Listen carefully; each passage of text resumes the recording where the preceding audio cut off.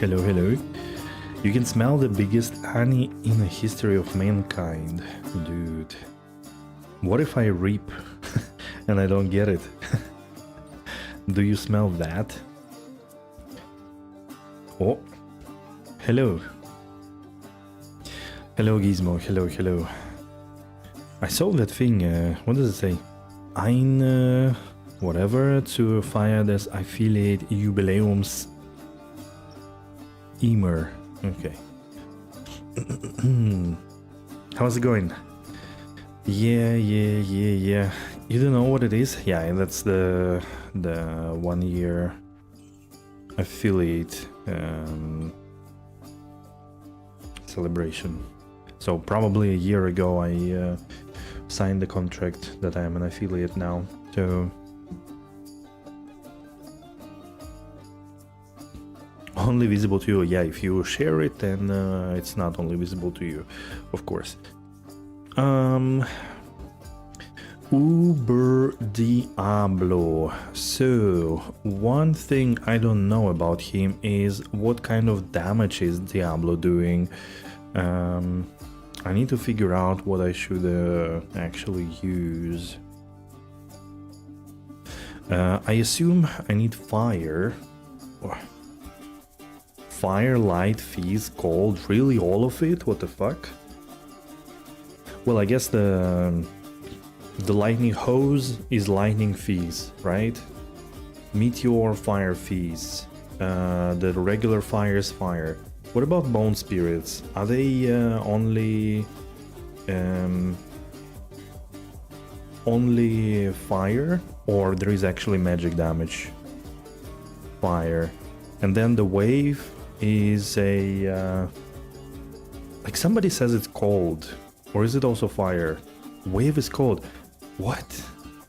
So you can't really bulletproof yourself against him, no? There is no way, like you can, like you need max to all res basically, you cannot just get one. That's kinda silly.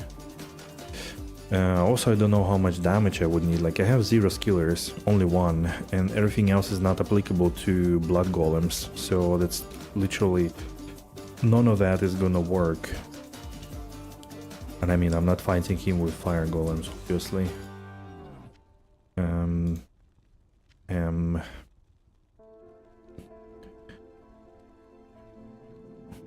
I mean, first of all, your pala has probably 2000 life. Second, you are a pala and you have a lot of auras also to help you, right? I have 900 life. Hey Furious, thank you. Hello. Here is my blood golem stick, which obviously I'm gonna use instead of wait, not on this hand though. Golems tank everything? Yeah, that's true. So, but still, I mean, I need to be a bit careful. I do have Nature's Peace. I think makes sense to use it. 100%. Nature's Peace, for example. I could try using maybe Dwarf Star as well for Fire Absorb. Could use Fire Absorb here. I wanted to use also Water Walks. I think I have a better pair actually. Let me double check.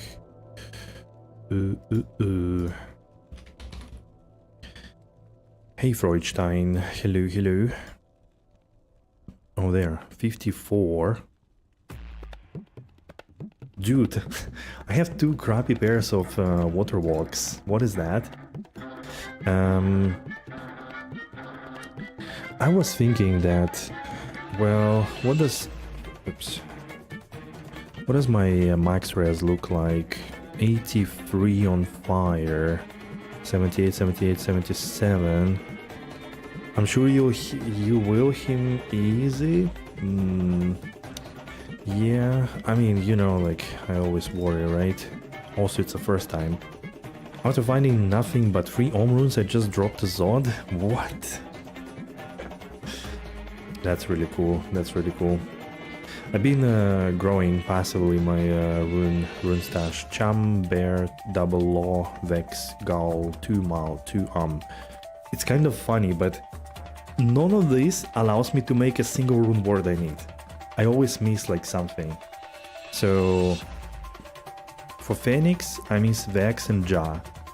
For Infinity, Bear and East. For Dominion, I miss It's kind of funny.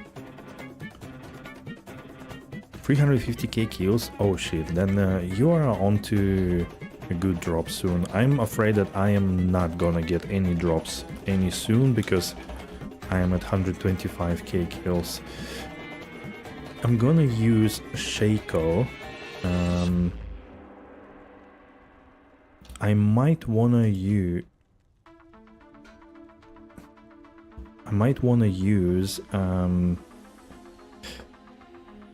Hey Rife, hello. I might wanna use. Do I need FHR in this fight? I wonder. Or I can drop FHR and put actually Ruby just for more life.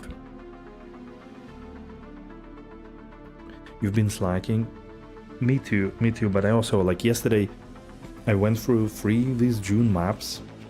Each took like 35 minutes. And then I said screw it and I cubed the other 3 into Torojan. Even though I rolled them and all of that, it was just horrible.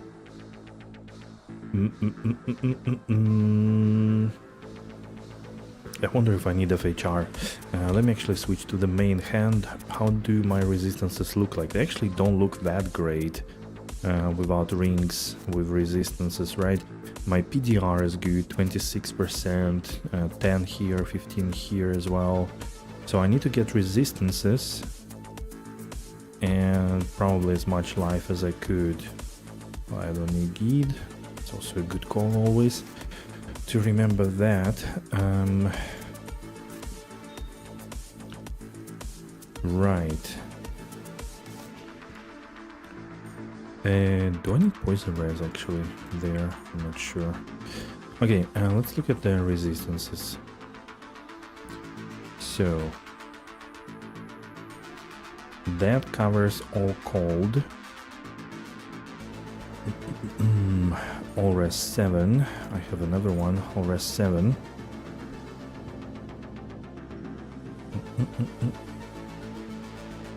Let's look into fire.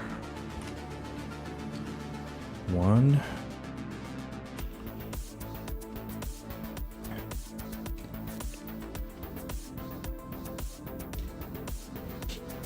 $69. Oh shit. Okay, I actually don't have fire res. Could swap my gloves for something else, potentially. Oh, and I also have 25 fire here, which also I'm not gonna use. Sheesh. No resistances. First mod drops a P-box. Wow. Wow. Shit, I actually don't have res. What the hell?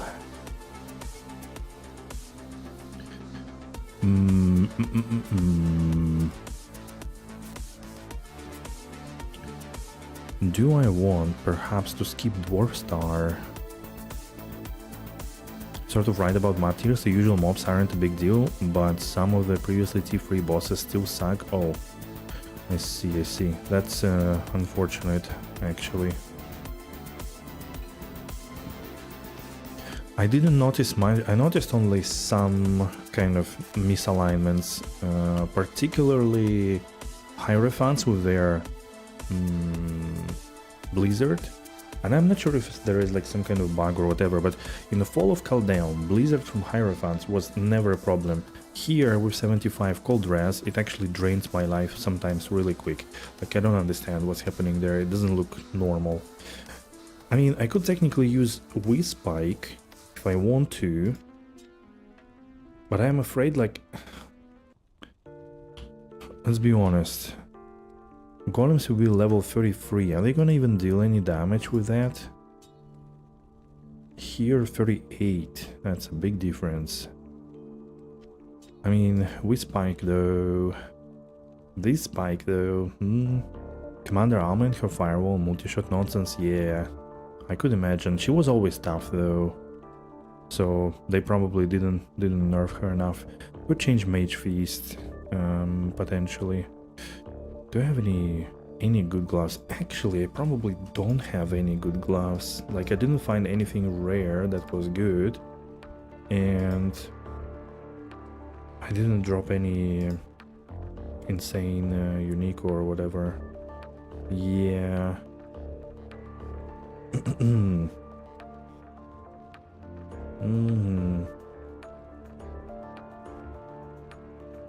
Maybe I should go with Spike and forget about everything. Maybe. I was wondering if I should also use Nokazan. So I've put Nokazan. I have like a 90 fire res. Very weak golem though. Level 30.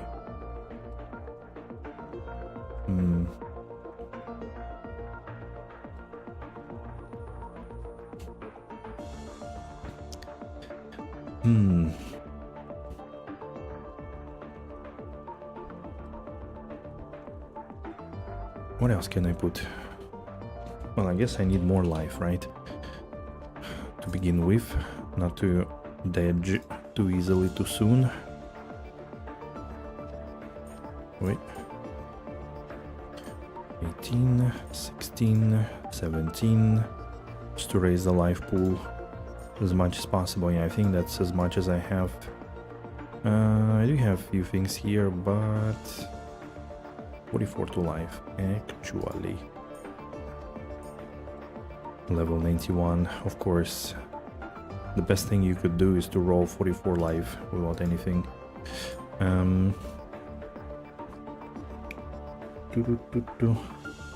That's like as much as I can do, I guess. The only thing I'm afraid is that because it's the first time, so I'm absolutely clueless about mechanics and whatnot. What if I use all the potions? It's gonna suck, right? And I could technically die.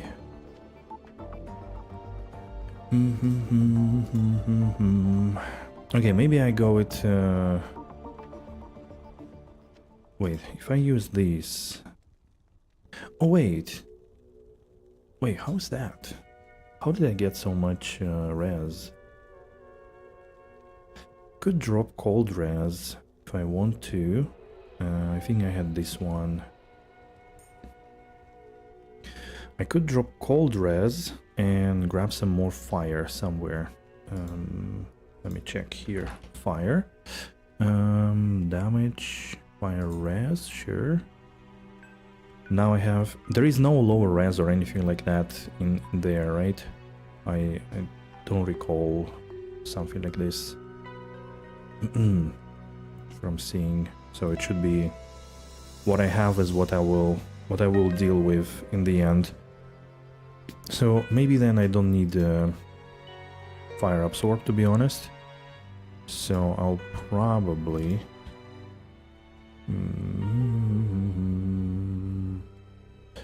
Ravenfrost for cannot be frozen.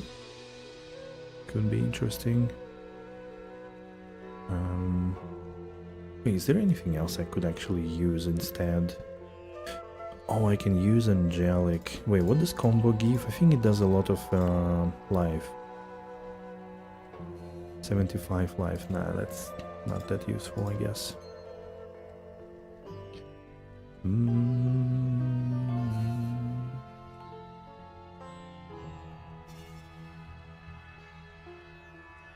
Well, if I'm covered with resistances, then there is literally nothing else I would use. Dwarf Star makes more sense anyways.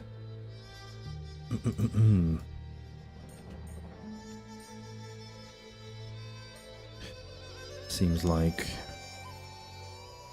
Because pretty much rings can add some life and resistances. Dwarf Star already has 49 life, which is probably as much as it gets on a ring. Okay, my FHR is good, FCR is kinda bad. but I anyways have 1 second delay, so it won't be as bad anyways. What else? What else do I need to think about? Wait, are there anything more with life? Okay, 12 life. 22 here, 29 here. Let's use this one.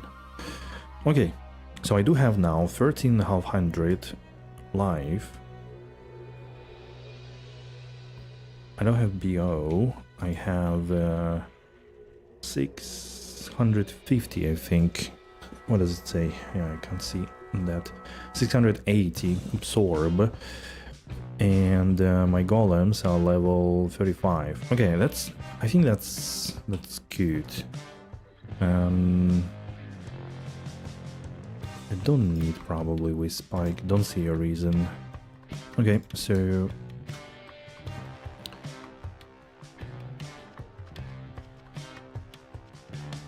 if I will need to get something outside of the cube, I'm gonna fuck it up so much.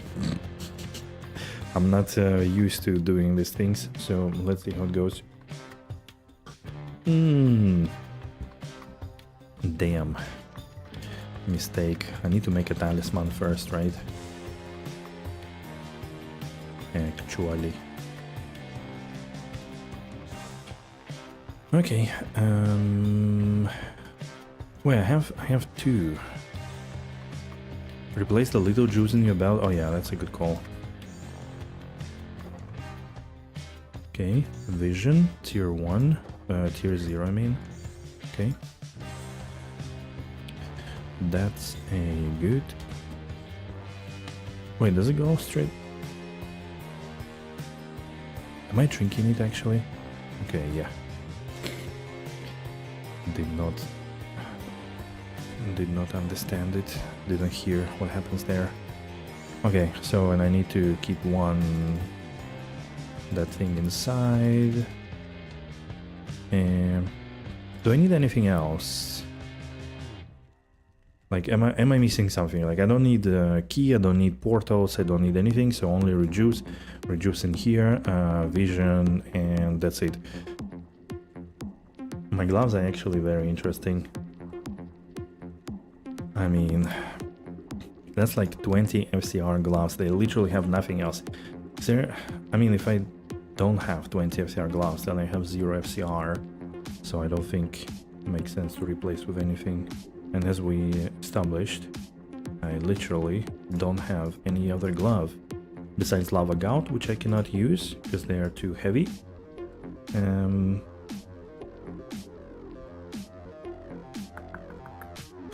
that's it. Well, I guess that is it. It's 1 hour. 1 hour have been 20 minutes ago or so. I think I'm good. I can keep. Oh yeah, lock the... Yeah, that's a good call. I've seen, I think it was Sky88, another PD2 streamer. I think he died on hardcore, or he had to leave the fight because he accidentally grabbed his weapon on a paladin and he dropped it on the ground, and he couldn't figure out quickly what's happening. So he actually left the game. So I don't remember if he like came back to pick it up and like continued the fight or not, but it was pretty hilarious. Just because of, I think he was trying to, I don't know, like maybe he was trying to do something with the cube and he accidentally dropped his weapon. Okay, I understand that Mr. Barani and the 5 gentlemen will disappear, right? The moment I actually enter the thing. So I will not have any buff, so I'll need to start casting. There is like, I think, a few minutes, or a few seconds grace period, right? You were so mad the first time you found out you had a Iron Golem. All buffs and minions disappear. Okay.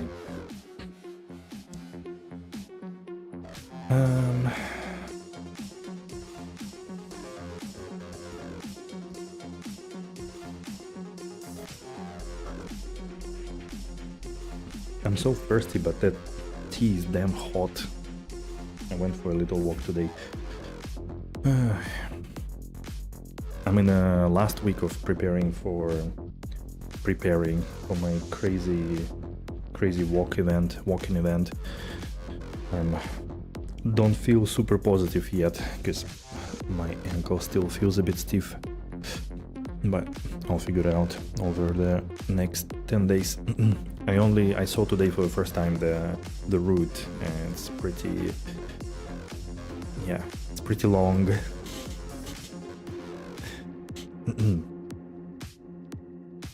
Okay, are we ready?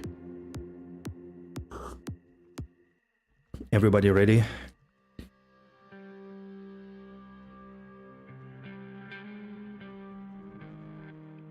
If it's too much, better to drop out. Yeah, that's true. That's true. Let's see about that, how it goes. All right, gentlemen. I'm gonna be probably very focused and nervous, so never mind me. All right, so Trinity of entry to whomst congregate. Alas, Diablo shall determine your fate. All right. Actually, I'll just record for fun the first fight. All right, easy difficulty, sure, but we are also SSF. All right.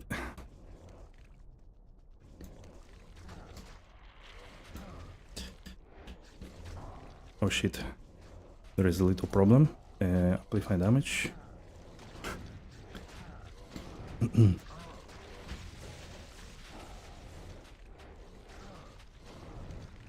Wait. Oh, it's like 95. Yo.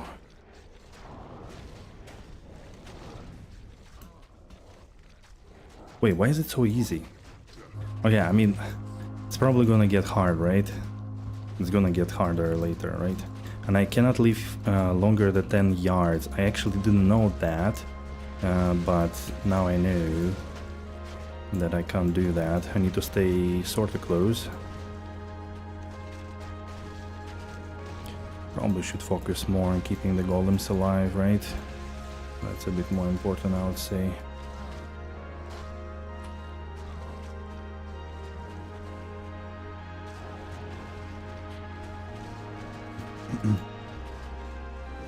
Wow, actually, is that it? Yeah, okay. I guess it's also good to reposition yourself. That's why I said it was super easy on Necron, right? Okay, that's it, right? Okay. And you know what also is the secret? Is that he's actually leechable. So unlike Uber Tristram, this dude actually... Wait, where did he go? This dude is actually... gives life on hit. Okay, now it's getting a little bit spicier, I have to admit. I mean, it's a lot of things. A lot of things flying. Got to be a bit more careful, I guess.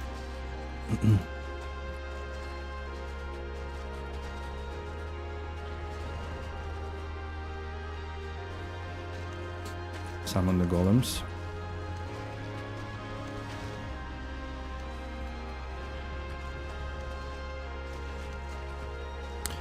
They cannot be cursed, I read.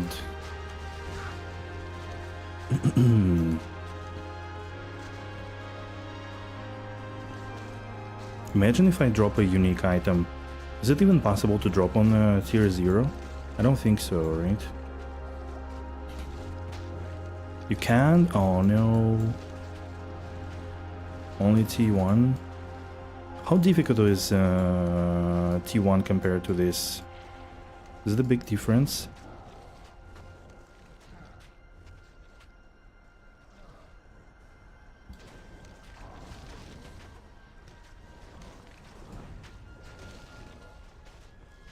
Probably it's gonna take much longer, right? We never did T1. Okay, interesting. Okay, there is one more. Right. Only half health? Holy shit. And I guess now the amount of bullshit on screen will increase dramatically. Okay, okay. Does anybody know how big the difference between tier 0 and tier 1? Should we try?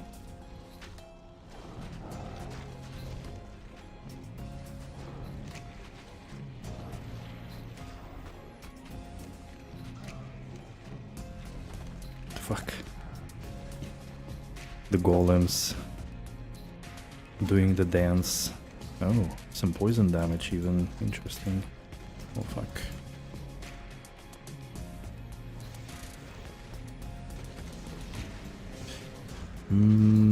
I don't think blood golems have splash.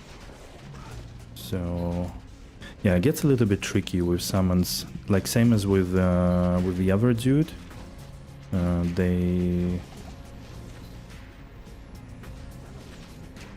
They do a lot of damage to summons, to golems, I mean. Takes a while to kill him.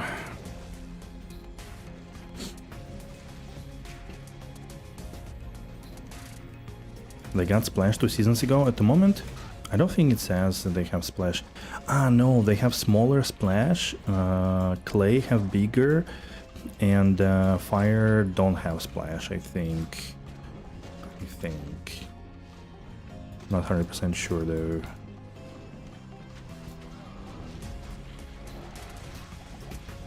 But they do have splash. Smaller. Okay, okay. I see now. Oh. Felt a bit awkward.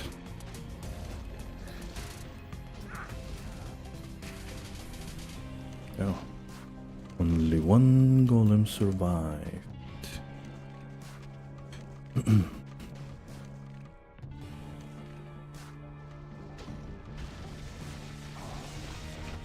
Damn it.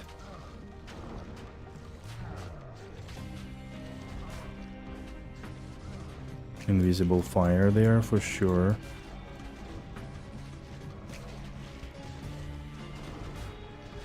Didn't they remove invisible fire? Or like fixed it completely?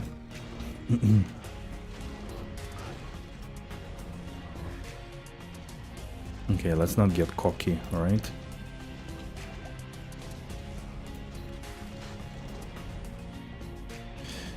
No, stay on top of him, please.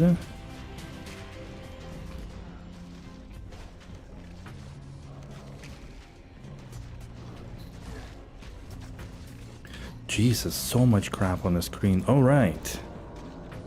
There we go. GG's. First one. Alright. I mean, okay, maybe I... how long did it take? 7 minutes, more or less. Didn't take that long.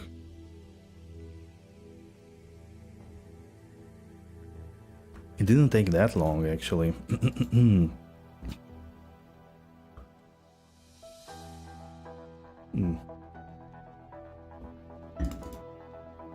Alright, there it is. I think... let's ID it right away. I'm curious what the first declone has brought to us, actually. Did I miss anything? Might be rough on your little golems, but the worst that can happen is you die. Right.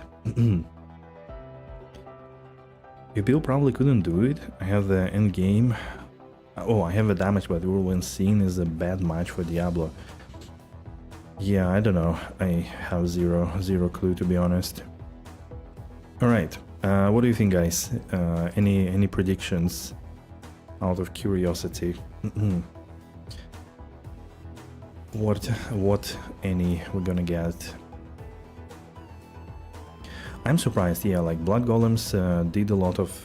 They didn't do a lot of damage generally, but they sustained my life a lot. I mean, I drank like what, six juice only. So Make a new game. Yes, I will.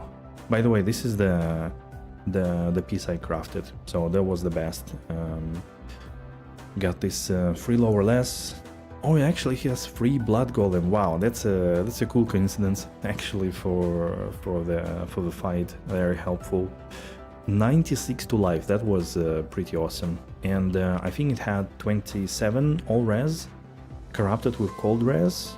I put perfect diamond for another 19, and it also had 11 physical damage reduction and half freeze duration, which is, I feel like, could be nice, so that I can find it somewhere, like either of the rings, I guess, and that would be giving me cannot be frozen. Also, I like this belt, pretty nice. Poison length reduction, 10 PDR, dual res, and 24 FHR, so very nice. All right, I think I'm gonna be a little bit pessimistic, but I think it's gonna be a bottom quintile, so like bottom 20% roll. So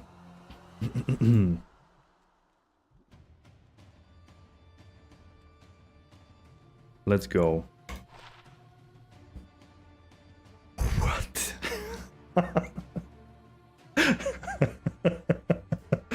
Oh my god, beginner slag, guys, just a beginner slag. But I mean, experience only 5%. No, that's terrible. Okay, I'm dropping it. What the fuck? Charcy food, right? I'll take that one as you can get the next one then. Alright. Holy shit, 57, 20, 25. Wow. That's like, this is probably the best Ani I ever had in PD2. Even when like I spent money on buying some. I don't think I rolled I bought any better ever. Wow, this is insane, actually. Actually insane. Jesus Christ, this is crazy. It gives like over 100 life to me. Over 100. And it also gives me 100 absorb on the, or like 70 absorb on the bone armor. Wow, that thing is crazy. Now we need to get a +2 slam. Yeah, exactly. Alright, since we established that Diablo is no match for our wonderful abilities, let's do the second one. And guess what? The second one I will give away. The question is, do we do tier 0 or tier 1? Tier 0 or tier 1?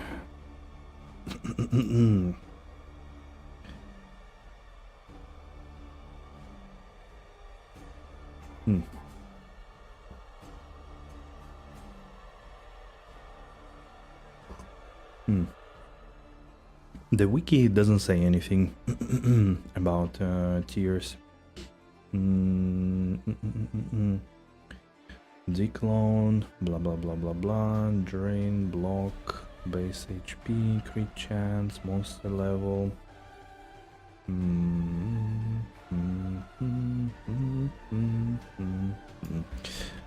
PD2, declone, T0 versus T1. Because if it's like, if it's gonna be the situation where like every single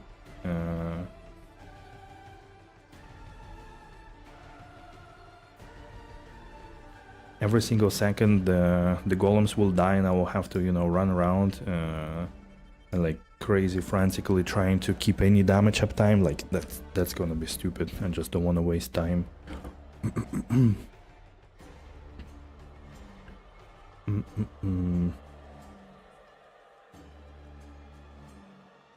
It doesn't say actually anywhere.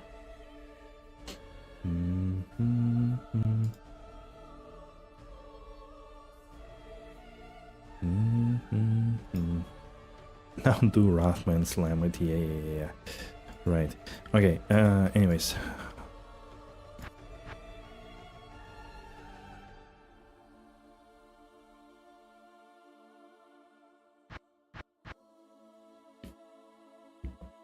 Let me in, please. Come on. Okay. 14.800 life. Crazy. Alright. Anyways, let's go. Can do another one. Because I do have a bunch of materials, so I need to get some pure evil souls. Yes. Doesn't even show on him. I mean the curse, right? Doesn't even show up there.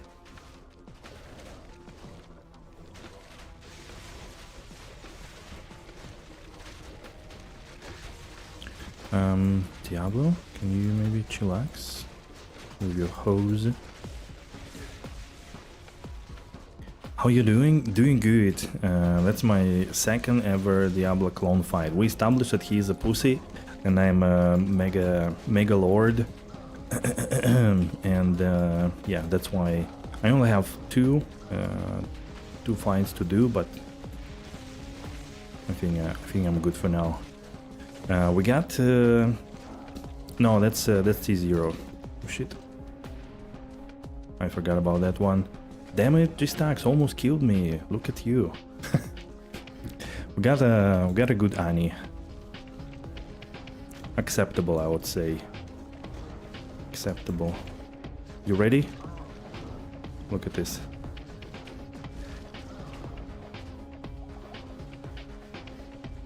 Flexing.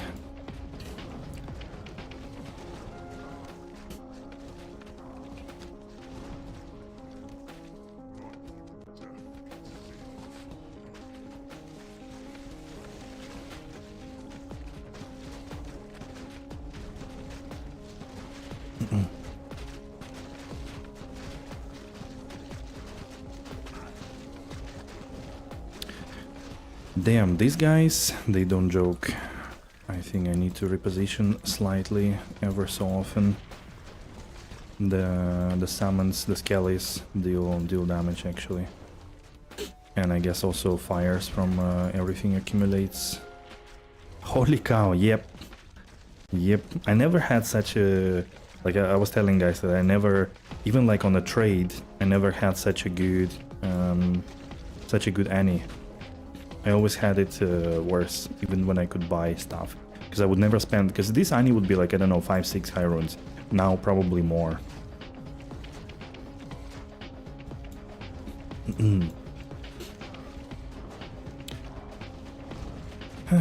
Alright. Then, yeah. At some point later we're gonna try also like tier 1. I don't think Necro is really like a reasonable thing to do tier 2, to be honest. Because like there is no damage you can see. But I don't know, maybe for tier 2 that's the point. You just need to leave long enough, but still I kinda don't believe that, to be honest.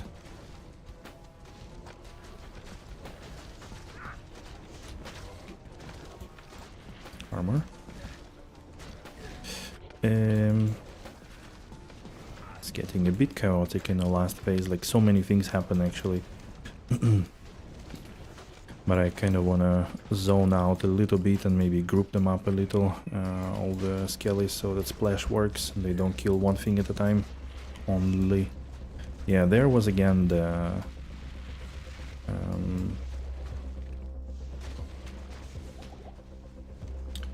like no fire was on the ground after explosion.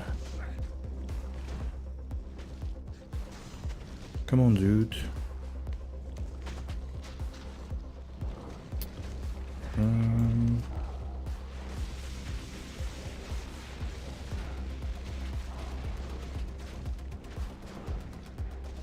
Does it even proc on him?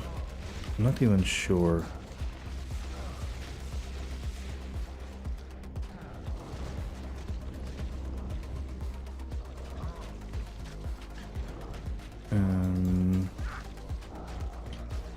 Okay.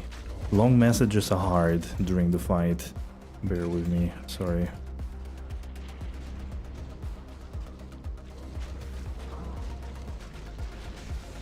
I'll read after.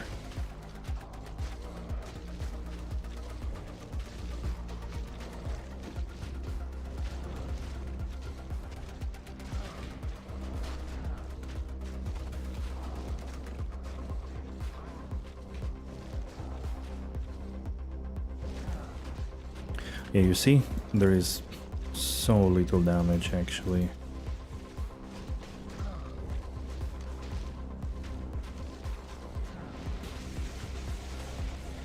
Oh, minus 3 in one lightning hose. That's a bit rough. Oh god, okay, let's get out of the corner. It's a bit annoying. Oh, there was one little dude there as well.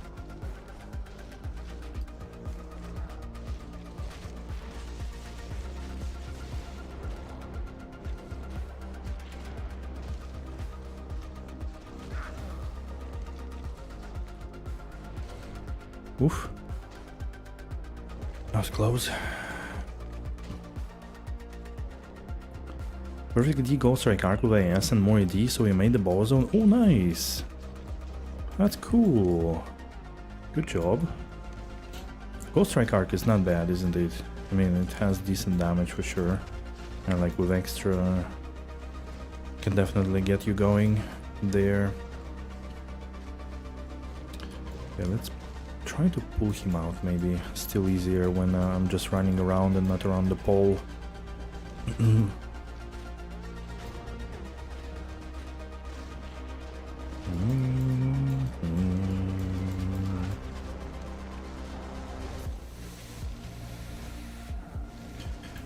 No summons.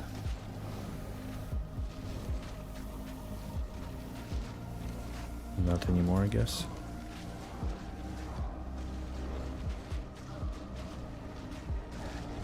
Oh.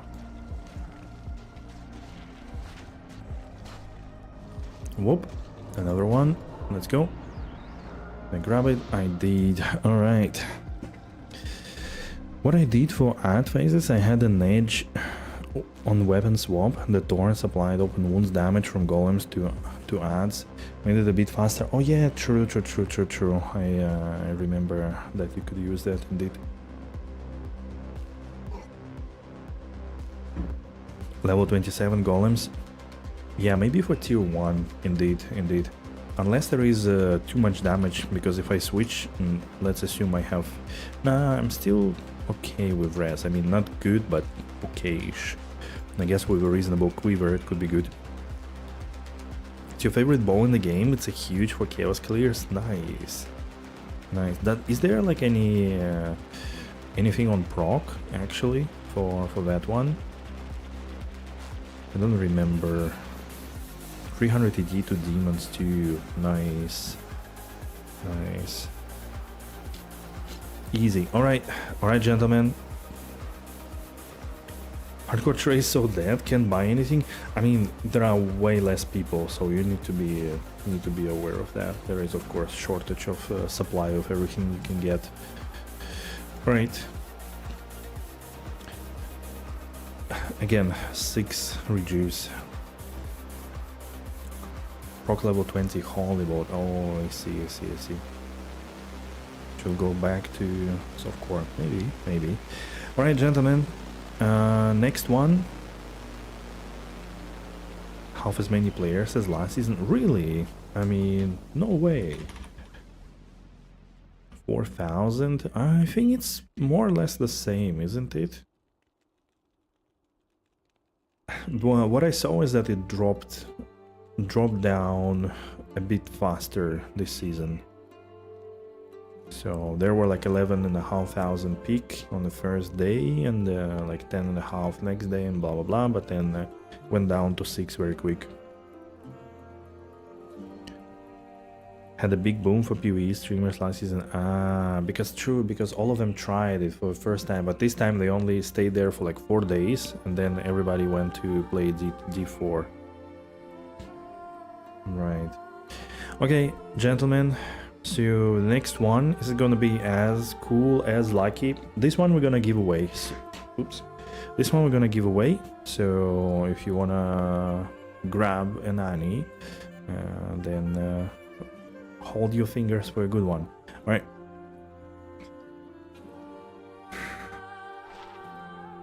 Wow. Jeez. Wow. Should I actually pick that one up instead? Should I actually have this one instead? This one is more rounded.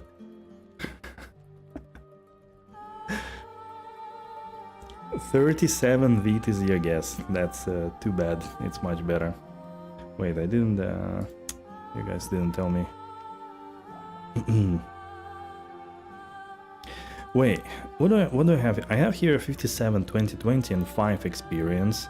And here I have 52, 17, 18, 9. So like 4 more experience gain. I don't know. Is it really...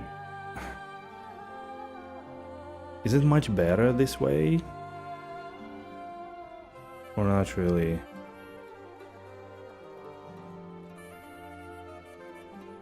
It makes a difference in the long run. But this experience is not like... doesn't reduce by... Like it doesn't work like additively or subtractively in this case, right?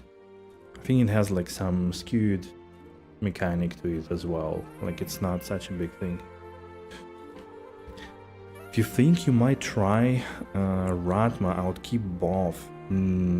That's also a good point. This is also a good point. I mean, this looks absolutely sick. Like 20, 20, 57 is crazy. And this one is 52, 17, 18, 9, which is also very nice.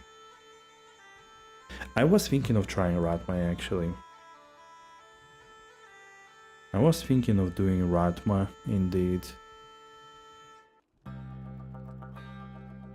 Although to me, Ratma fight looks way more... I don't want to say like nuanced. I want to say like more annoying. Like there is a lot of stuff that happens, so I don't know. Yeah, the arena is a mess, and the skills, and he teleports, attacks like poison, which I hate. Like all of this makes me sick every time I see it. And I don't really know if I probably need another set of gear, which is in reality is not a big deal, I guess, to pick up. I mean, I already have a Death's Hand.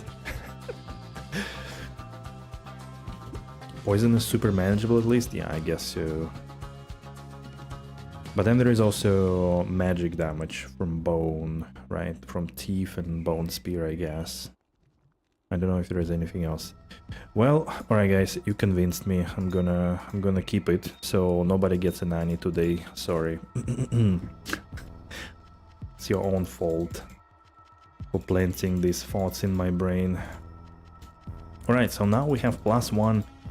The big question, guys, the big question is, do my fire golems deal damage finally or not? This is the big question. And is +1 skill? No.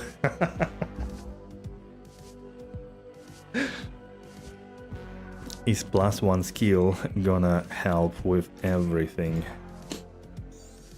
Wrong build. This is the right build. This is the only build I wanna play. I don't wanna like press 1 million buttons. I'm too old for this. At least not like now. Maybe it's next season, but this season, nah. If you need to torture yourself, play at least clay golems. Because look.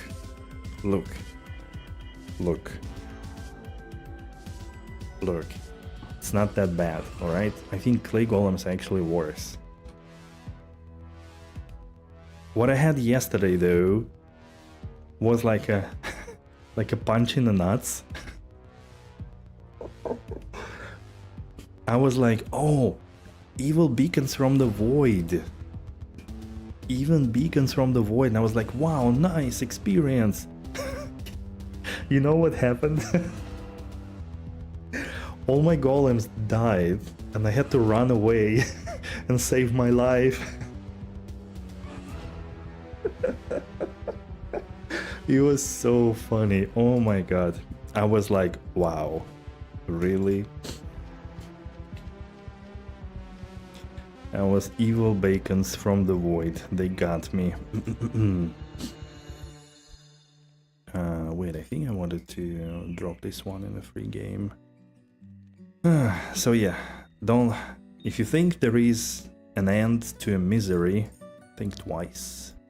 There is never an end. Can you do the following? 1 map Fire Golems and then map Clay Blood, please? Just one Guide or Goblin sometimes. Or the key. I was pretty balanced. I had 2 times the key event, twice Goblin, 1 Guide, 1 Bacon. I think that's it. Oh wait, and the Betrayal one as well. So what I've been doing in the background, guys, for your information, for those that follow the build journey, with all the truths and lies, I was trying to get the fire skill damage large charms. I accumulated a few, as you can see already. Some of them 3, some of them 2, but you know, the beginning is there. That's the most important bit. So this is what we have. Where is my fire golem stick? Here. The fire golem. Now we also need to put some other stuff on. Yeah, I put rings over here, not to miss them anymore. Alright. And we replace Nokazen with... Wait, where is my amulet? Here. Okay.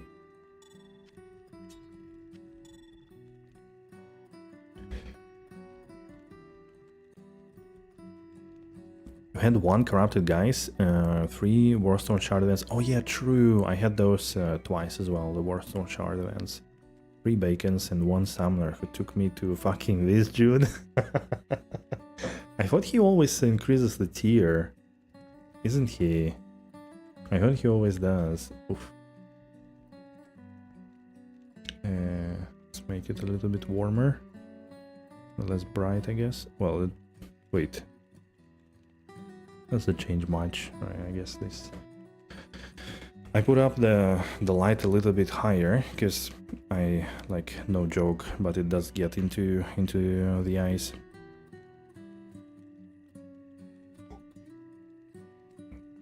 Is it normal to not have a single high rune in almost 70k kills? I'm getting so frustrated because I cannot seem to get one. Unfortunately, it's normal, because usually the average is 50k, more or less, per high rune, like Vex Plus. But, you know, random RNG sometimes is not on your side. So I got mine at 59k, but last season, I think it was either last season or a season before, my first high rune dropped at like 100 something k, 120 or 110. So it could actually take a while, so don't despair. If you're playing SSF, then well, good luck and persistence to you. If you're playing trade, you might want to check, because there are a lot of things that actually worth some money that you might not know.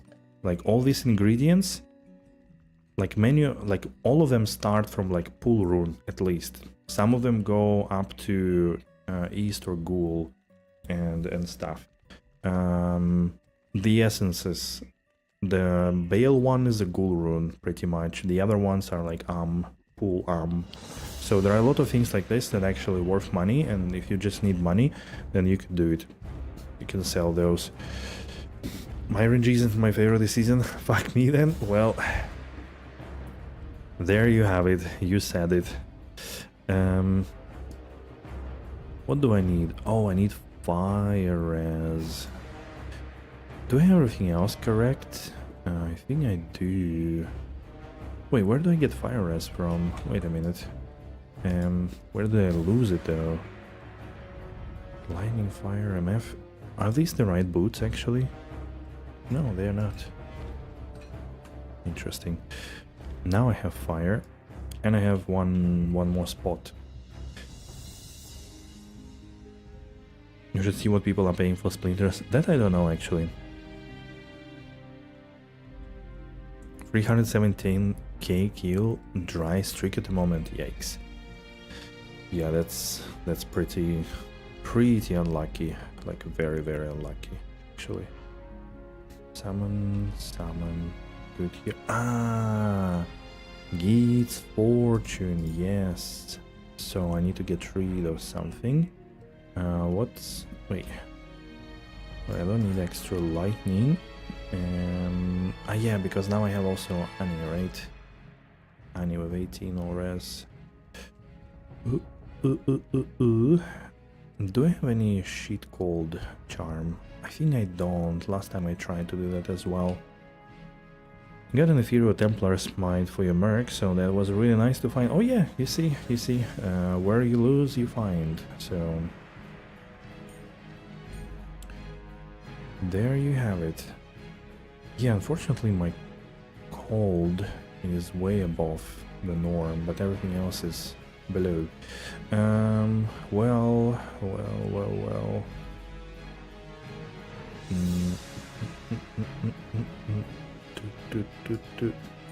Either this, yeah, I think that's better. Alright, good. Let's stay on the border. 75 lightning res.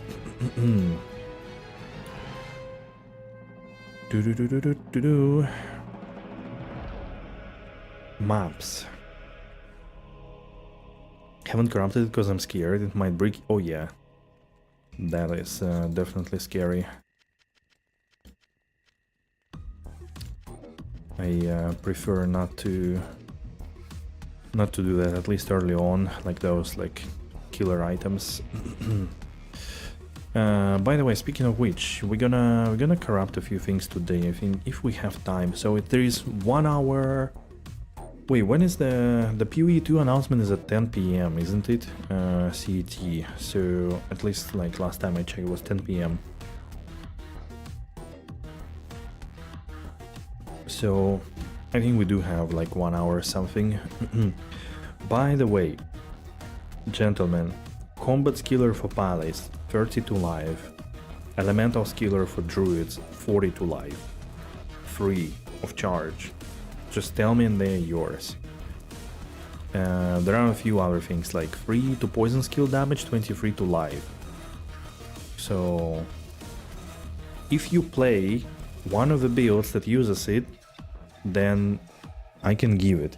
If you don't play it and you want to sell it, and you not gonna tell about that,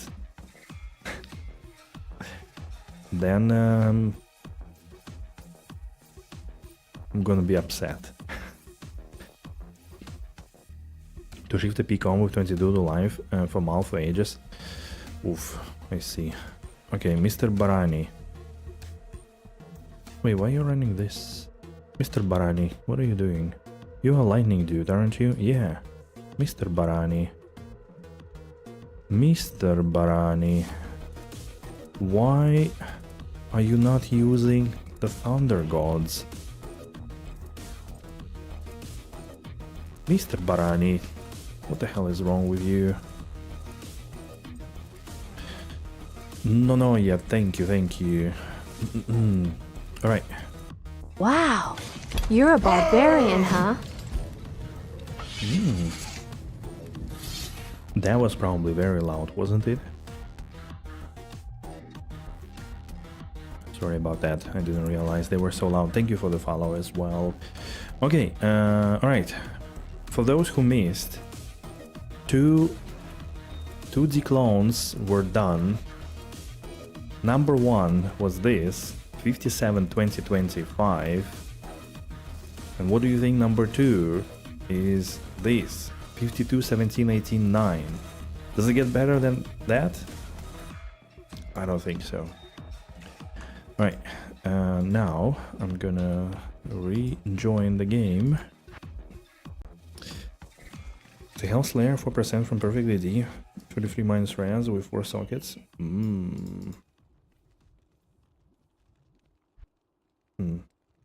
think I had a health layer somewhere. No, I probably dropped it.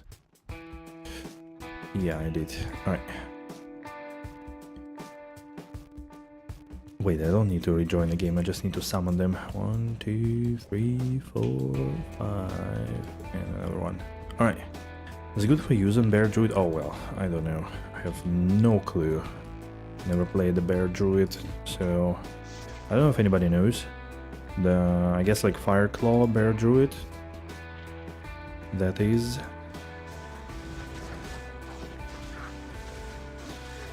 Wait, I think I'm using the wrong one. Oh yeah, I do.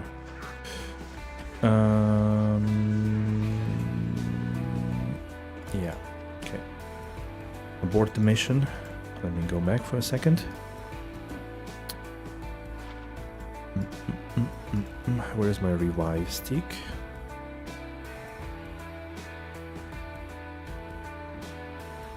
Ah, there it is. Oh, holy crap, I have now a lot of fire res as well.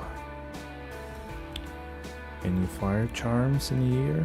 Well, this one was 7 MF. Okay, that is 7 MF instead. To try Fire Claw Bear, but I always forget when it gets to season start. Oh, I see, I see. Alrighty.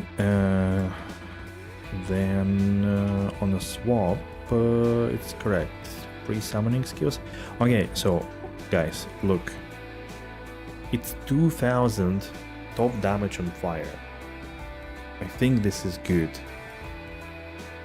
I think this is good. It should do it. Automatically picks a scene every time. That's true though. You always do. 1, 2, 3, 4, 5. Okay. Now, main hand, and we go over here and we revive a couple of gentlemen. And basically, ooh, man, my mouse definitely defective. Keeps jumping to random places out of thin air.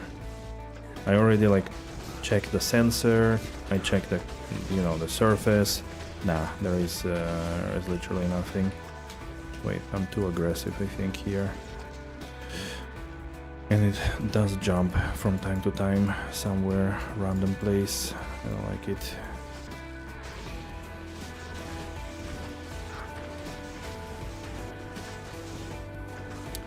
So this is it.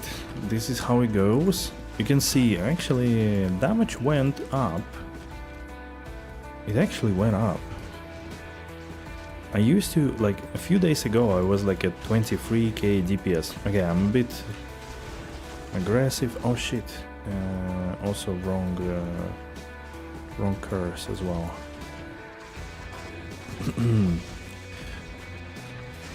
I went from 23k to like 29 or so, 28. That is good, guys. We are ramping up. We are absolutely killing it. Who was saying anything there about my build? Do you see now? Can you see it now? What it is? What it does? Except killing my merc. Because mobs always find a way to actually hit the merc and me instead of all the summons. Copium? You are on Copium. We need to touch grass, dude. With your 100k DPS builds. This is not ethical. This is ethical. 20-minute tier 1 map. This is how it was intended to be. Everything else is just outliers and is broken balance.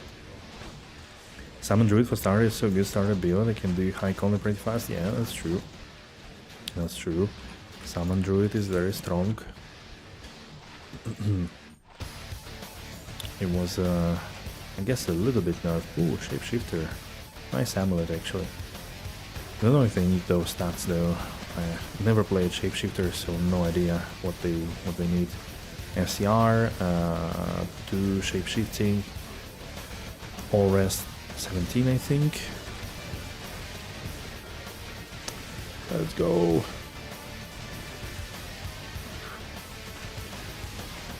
Copium, he said.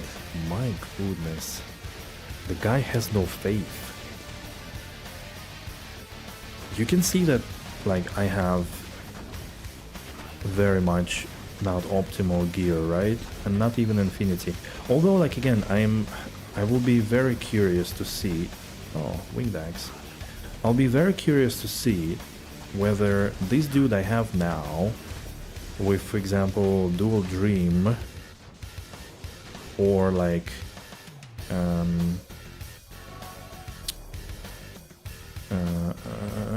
what I wanted to say,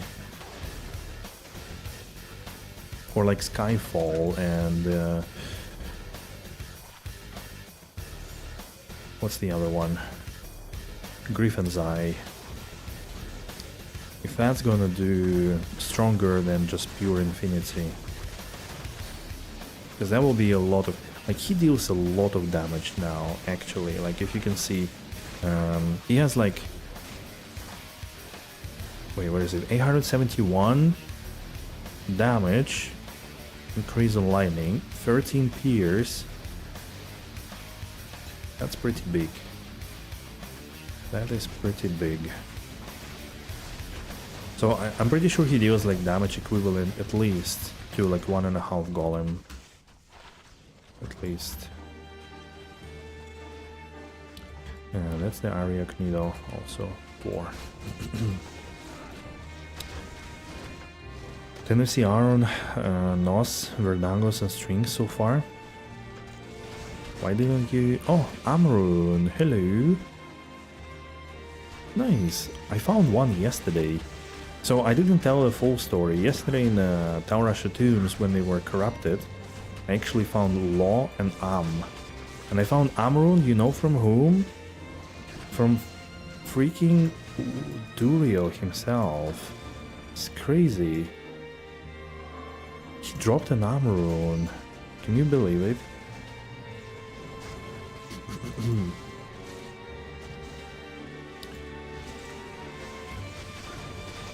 But yeah, honestly, this is way more bearable than it used to be. Like, my damage used to be so bad, it was really painful. Now at least I start to feel that something is possible, like something is happening at least. Like, it is crazy how difficult it was to do anything on this Fire Golem build.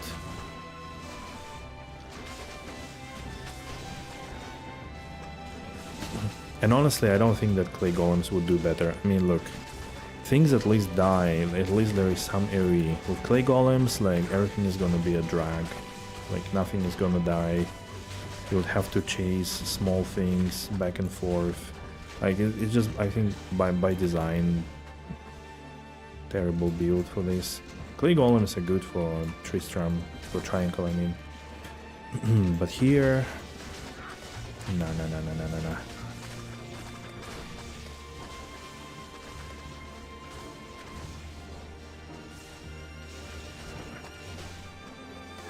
Oops. Valim Golems are GG. G-Stacks. They used to be.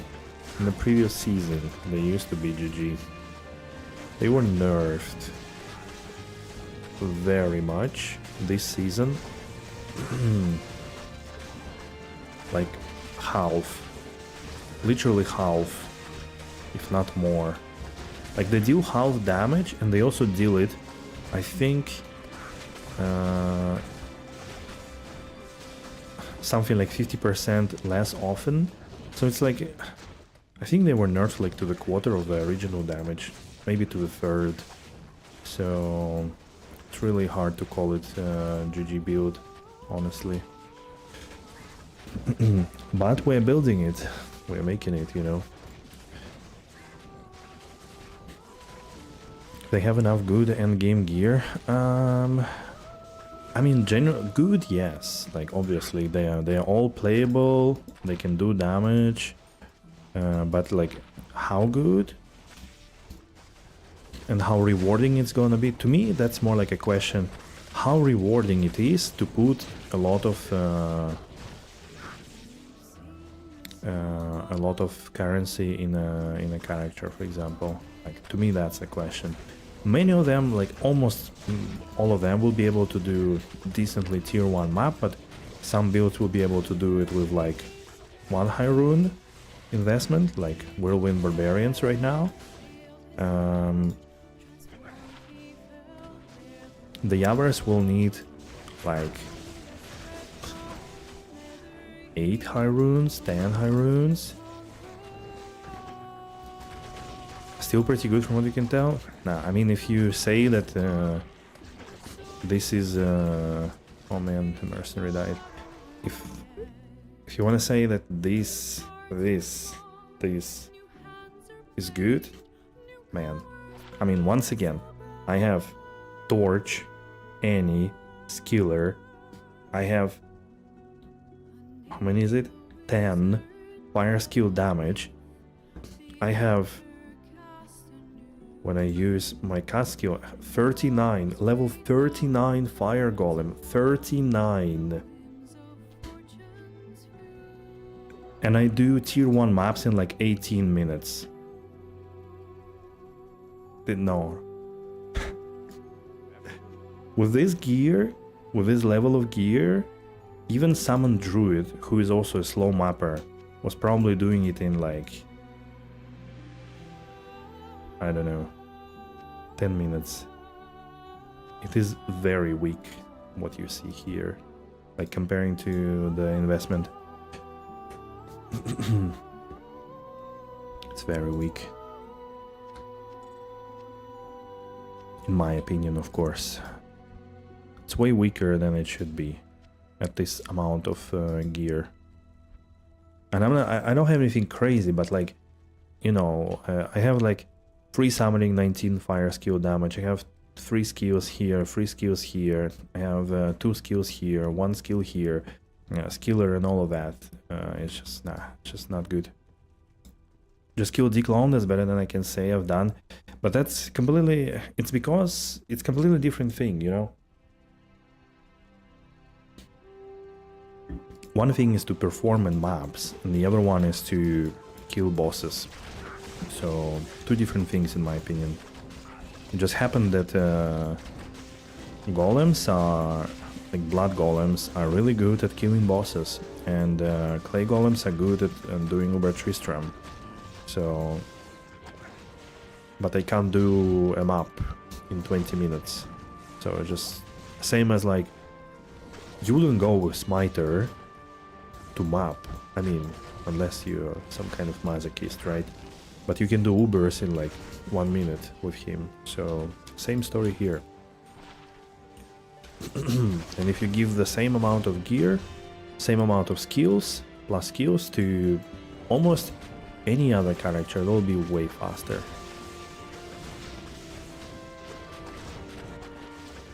And way stronger, I believe. Wait, can I somehow... Maybe there is a jump possible? Nah. Let's run through the town then real quick. Again, killing Declone tier 0 on a golem build, on a summon build, is not a big achievement, I guess.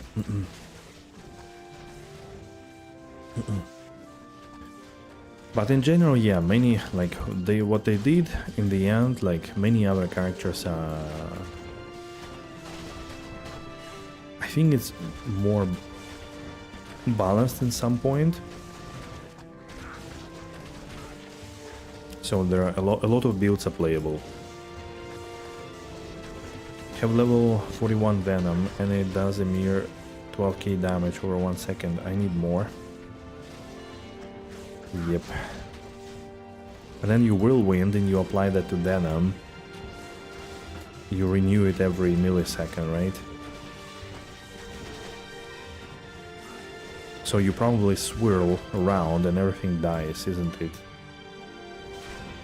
Like you don't need to go twice over anything, do you? Because you probably have decent physical portion of the damage from the Blade Dance, and you have that poison to kill them off, most likely.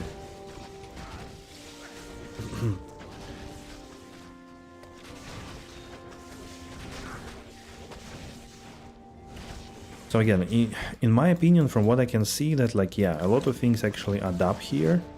The question is, how big of the impact will be, for example, Phoenix, and having second,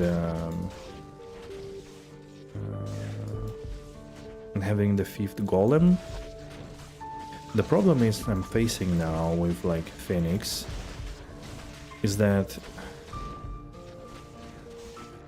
where the hell do I get resistances from if I use Phoenix? Because I get a shit ton of resistances from my Bloodward Desecrate, from my head, Necro head. My charm inventory will not have resistances with like fire skill, large charms. Like literally nothing. So either corruptions or I don't know what else can give me some res. That bothers me a little bit, to be honest.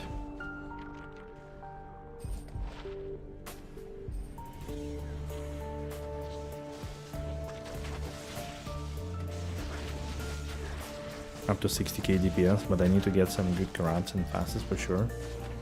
Yeah, I mean, who doesn't? I need like technically 7 fire facets or so, or 8. The minus, for me it's only plus facets that will go crazy, hopefully. So yeah, I'm kind of considering, like, I was actually considering not to use the minion at all, and actually go Phoenix in the weapon. This will also reduce the strength requirement, so I can keep, you know, better survivability overall. Wait, is that it? I don't see.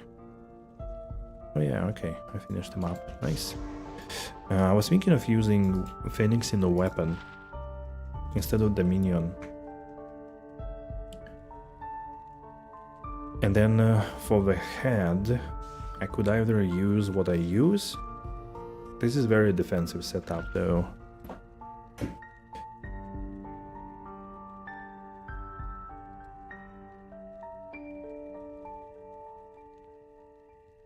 This is a very defensive setup though. So if I make Phoenix in a shield, then I can make the minion, of course. But then I will need to figure out how to get resistances somehow, I guess. Like, I mean, rings already carry a lot, to be honest. Maybe not this one, but this one for sure. And boots probably as well. I'll probably need triple res boots at minimum. Everything else is probably gonna change. So that's yeah, that's a thing that I need to figure out here. Let's get rid of all the jewels.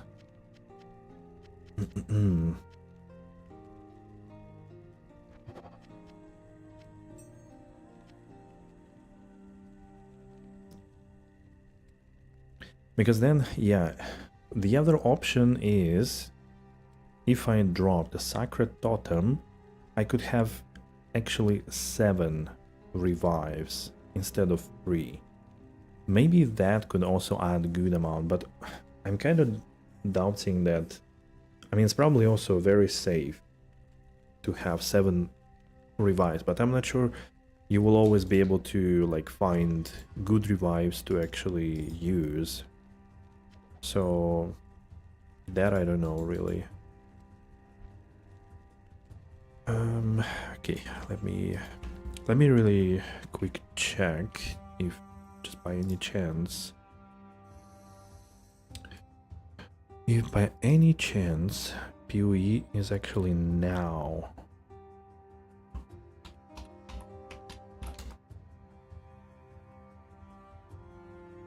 No, okay, it's an hour, in an hour. All right, good, then we can keep going. All right. 2.25 high rune. Yeah, that's a lot. I mean, for a reroll.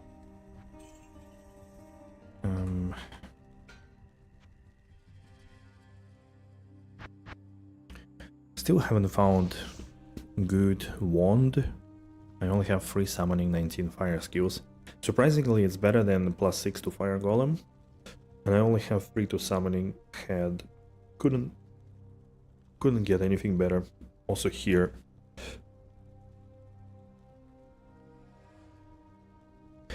But here I didn't shop anymore this whole week. I didn't try to fetch anything better. All right, next map.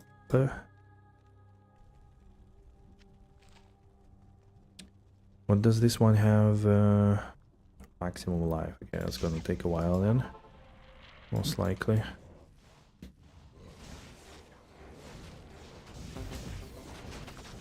Some extra life.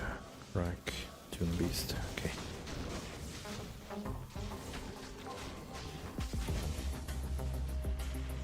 Who cursed me? Foul beasts.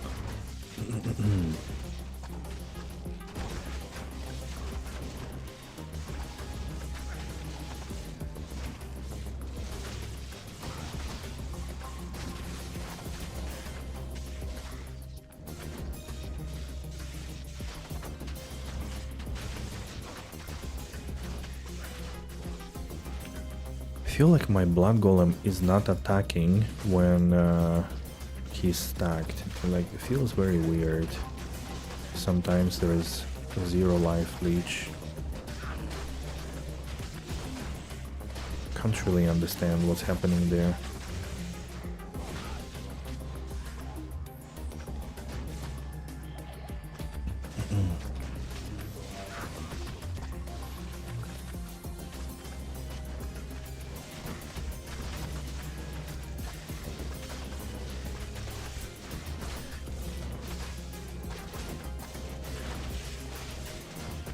It's also finally with like 800 absorb on the bone armor, it actually feels good now. Like, it doesn't disappear that quickly. So I mostly need to watch out for clay golem, hellspawn skull. I mostly need to watch out for elemental damage and like blood warping too much, losing all my life due to that. So again, it actually looks much better now. Like, again, you haven't seen me starting this week, and also on Sunday when I was too tired to stream. You haven't seen me struggling. That was like pain in the ass. But that's already something. Ooh, another goblin. Treasure goblin, let's go. Nice. So hard to kill him though on this build. Like, he just runs away, doesn't give a fuck. And I'm yet to find my bear rune from him. I'm tired of hearing people finding all the high runes from him, and I never dropped one, I think. Destroyer helm, is it Demon's Horn? You roll 2 to barb. Probably nobody uses that. You got job from him once? Nice. That's a good luck. Wait, where is he?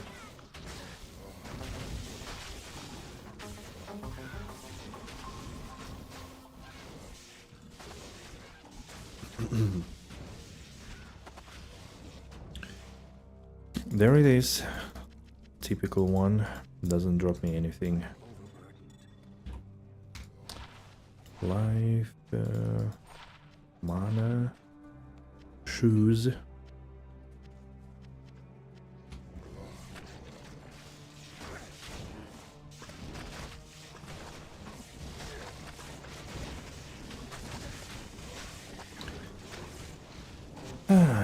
All right.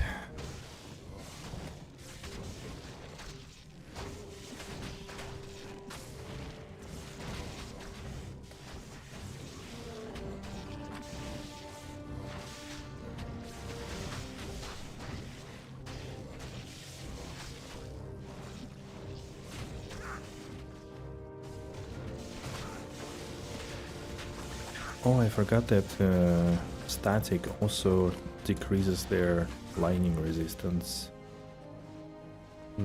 Cold fire, extra gold. That's a decent thing. For SSF, I think.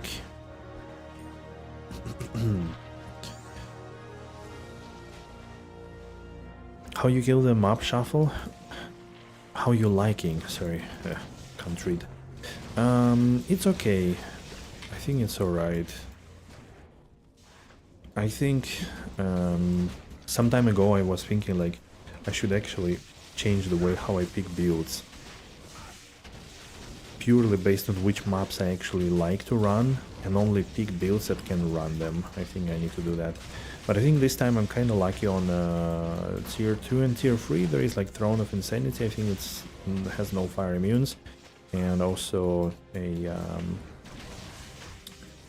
River of Blood. I think it's tier 3 now as well. So I think that's alright. But for the rest, I mean, I don't have any particular thing. It's only annoying when you have maps like this June. The worst, the most terrible map in the game, and you have to run it, which is in my case I do. If I want to sustain map somehow. But I already decided I'm not gonna run it, no matter what. I tried my best. Unless like I get too strong and everything one-shots, then sure. In any other case, it's pure pain to run this June.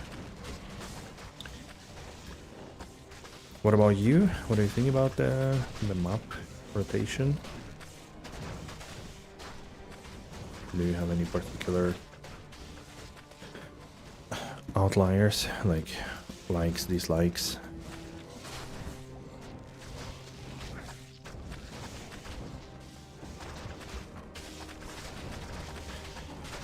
I think in general it's not a bad thing to switch it up, especially if like people play a lot specific build or a specific element very often, so that they have a possibility to try another map instead. The Light Orc is a bit weak for mapping, but you need to get stronger. They can fucking buy stuff on hardcore, it drives me mad. Dude, that's the beauty of hardcore. It's half SSF experience. Now you're demotivated, dude. Don't be. Just farm yourself. What the hell? It's nice to change them, but I still find myself doing the same maps as I did last season.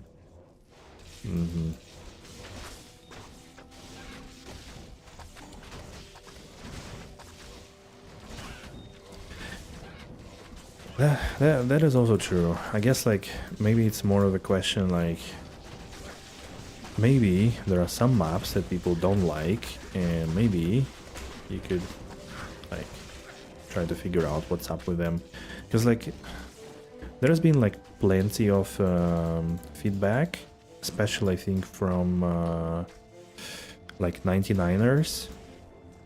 They typically compile like a feedback document on maps. Burr Mal, Burr East, I got 0 to 4. I mean, look at this, man. What you need to begin with is probably a pus spitter, right? I'm saying it probably because some builds cannot play if they don't kill things around, which could be the case of Nova Sork, Frost Nova or Lightning Nova Sork. If you can't kill things when you teleport inside them, there is a very high possibility that you are dead. In this case, you need to play something else in the beginning, maybe.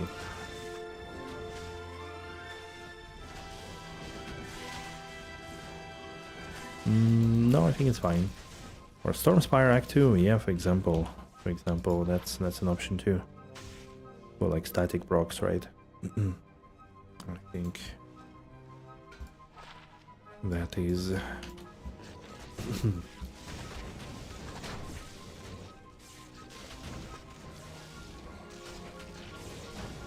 so if it allows you to to play the build, then you know this is the way to go. Slowly build towards your infinity. I mean, look, again, like I'm playing SSF and I don't have anything yet, and here I am still playing no matter what. Also playing a very not friendly build, not strong build.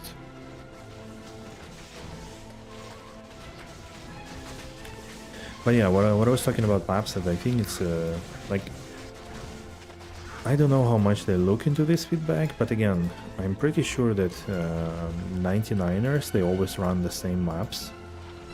Or like they quickly find which map is the strongest. Because essentially, like, maps do boil down to experience per hour. Because experience per hour essentially means how many mobs you kill, and number of mobs at this stage of PD2, in maps at least, like in D2 in general, means how many things you find, how many runes, and all the other stuff. Even if layout is S, although like I would highly recommend not to punish stronger maps with S layout, let's say, or not compensate. This is all you have to look at. Experience per hour from 99ers. Hey Sades, hello. What's the best help for Summon Druid, would you say? I have both Denmark and Thanos, but I don't know what I should use for mapping. So the thing is, Summon Druid didn't change much from last season. The only thing that you might want to use now, instead of Heart of Wolverine, you might want to use the Spirit of Barbs, because of the Deadly Strike. I think that's much stronger. Heart of Wolverine was already kind of mediocre in a way that there is already a lot of enhanced damage, and you don't really need to do that. So the best way to play Summon Druid, after season 11, where I played all kinds of them, is still with Green Goblin style. Meaning you have a beast in your hands, Templar's Might on yourself, you have Act 1 Merc with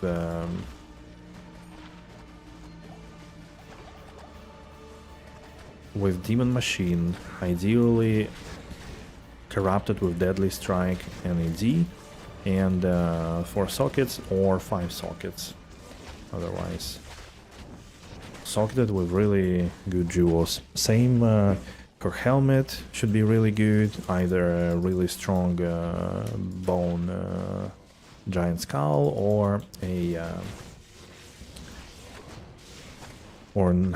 Veil of Steel, right? So you basically try to maximize damage of your mercenary, and on yourself you become a merc. Basically you run a beast, Templar's Might, and upon testing it is way better to run bears. So Den Mother should try to squeeze as much plus skills on your gear as possible, like as much as possible. Go Den Mother, your bear's gonna kill a lot of things, and support on tanky things, and your mercenary is gonna kill majority of things. The only thing to be aware of is that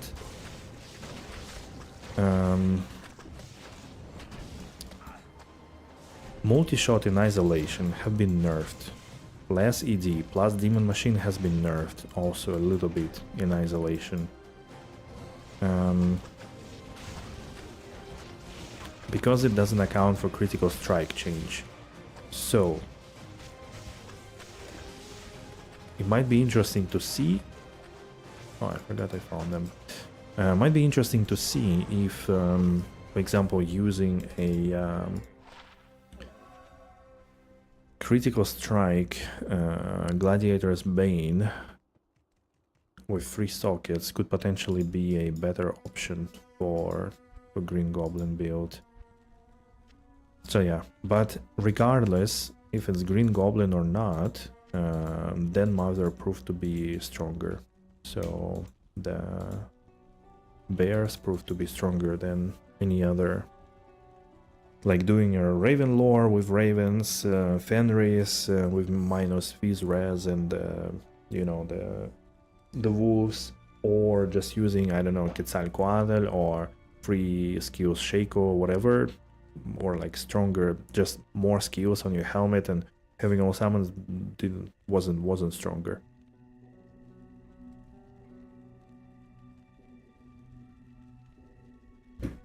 It just wasn't stronger. Oh shit, overflowing a little bit here. But yeah, Green Goblin or like Green Druid was still stronger variation 2 seasons ago. Stick with Den Mother, yeah. Yeah, you could, yeah, I would say switch from Heart of Wolverine. If you have a possibility to test it, test it. Like, unless you already have much higher Heart of Wolverine than Spirit of Barbs. But if they are both, let's say, like level 1 hard points, then test both of them and see what your DPS number says and your overall feeling of the game. Feeling of the gameplay. But generally it should be stronger.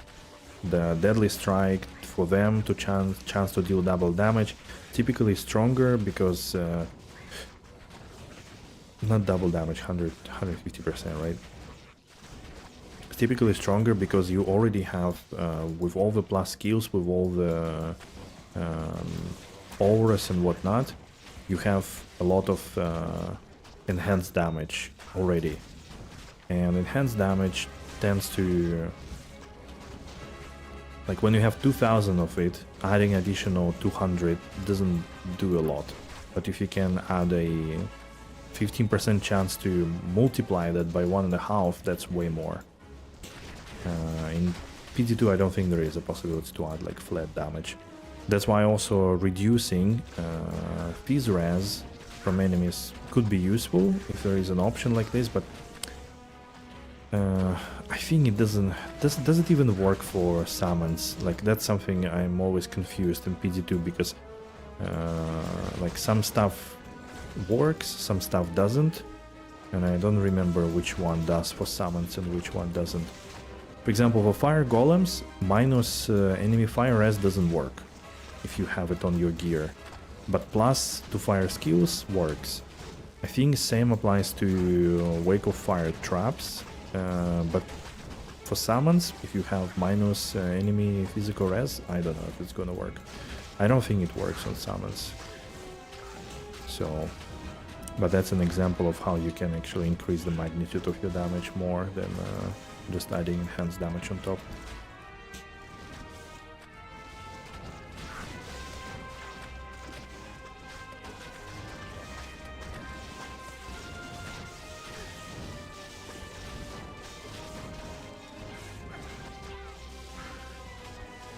A Fall Rune? This is the highest I've seen so far. Wait, is he dead? Oh no, so we didn't get any big rune.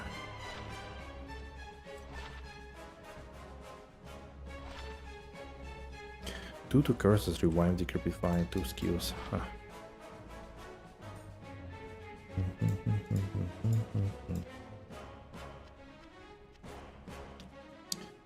Alright. Next.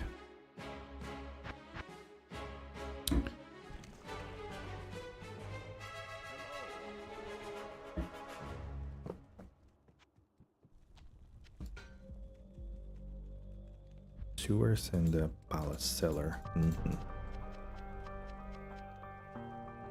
Oh. Right, Lost Temple. Okay, yeah.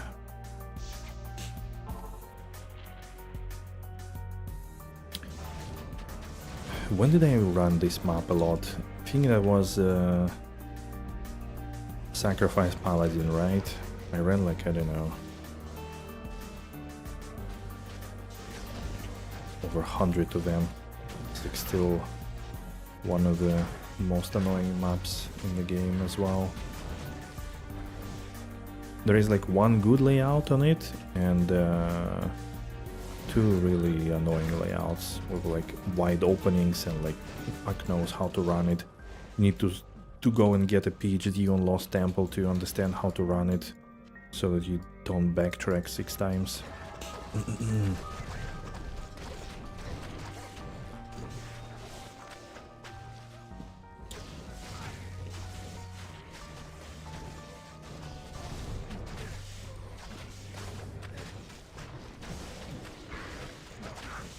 Oh, another goblin?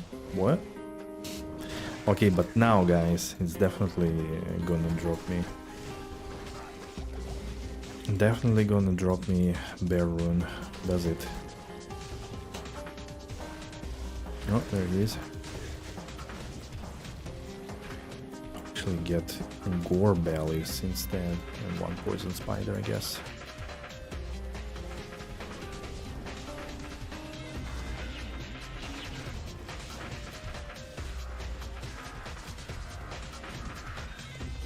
What is this? He didn't drop almost anything. Like half of the loot that he usually does. Crazy. Oh, Monarch 4 sockets. Sure. I'll take that.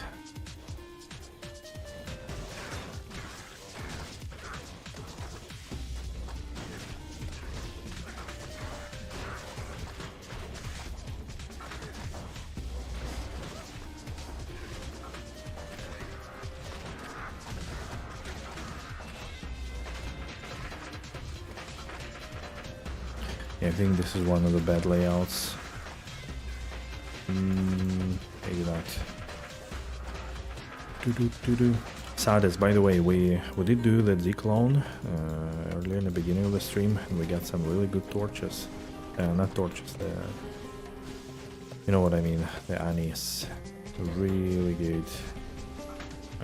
I'm surprised. Never had such good ones ever.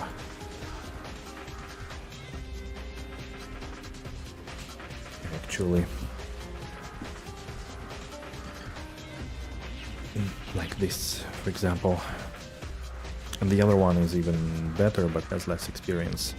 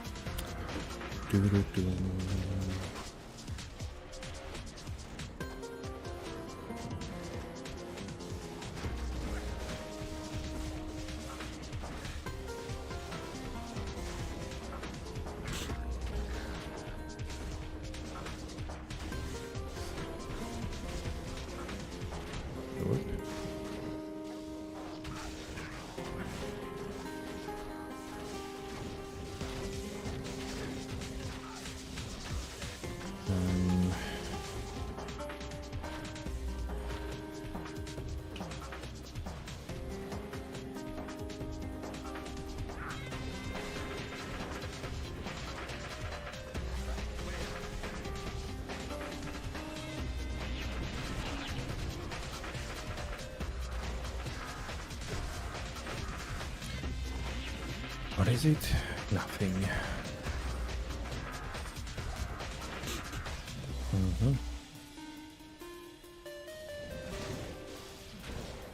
At the same time, I'm also so excited for the announcement of PoE 2. It seems like from all the teasers, and they released like what, 4 teasers I think? 5 maybe even. From what it seems like, there will be some kind of new mechanic, like completely new league content, and many of the other leagues reworked.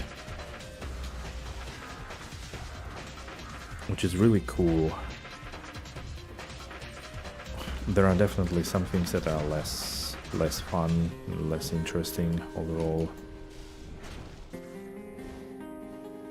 So, still the most I wonder, what are they gonna do with Atlas itself and Atlas tree, passive tree. That's probably the most curious bit there. If they're gonna change it or not.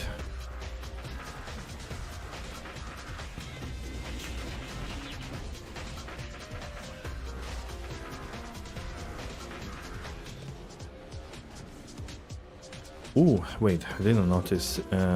IK armor plus 3 combat skills. Does anybody need that? Are there any IK barbs? Playing. Wait, where did the goblin go?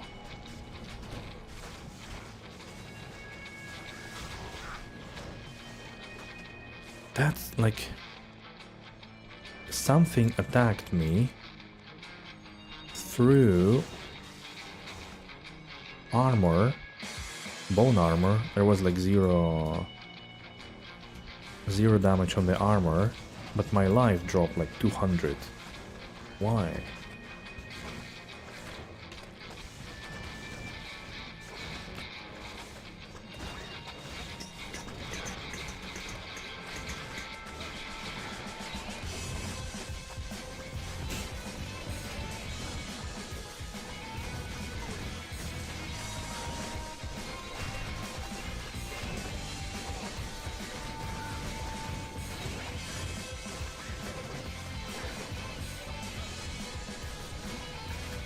Where's my loot goblin? I mean, I'm asking him. Where's my loot? He didn't drop shit. Is he still alive? Okay, he's still... Infusions only? Oh my god. What a terrible result. Oh, second one. Come on, just one high rune to prove that you're worthy. Oh, come on.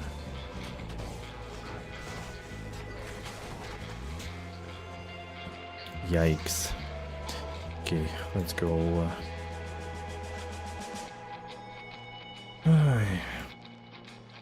Unravelers and their invisible magic boats, yep. You like them too? Who doesn't like them? Impossible to see. Impossible.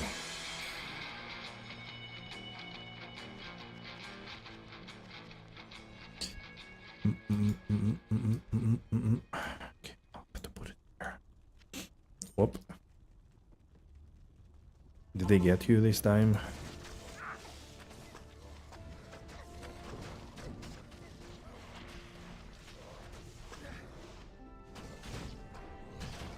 Infused arcane orb.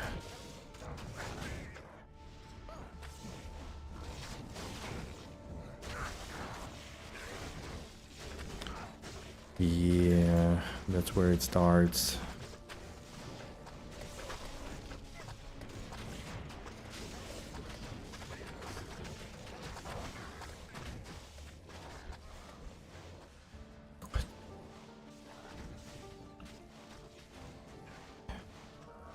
No.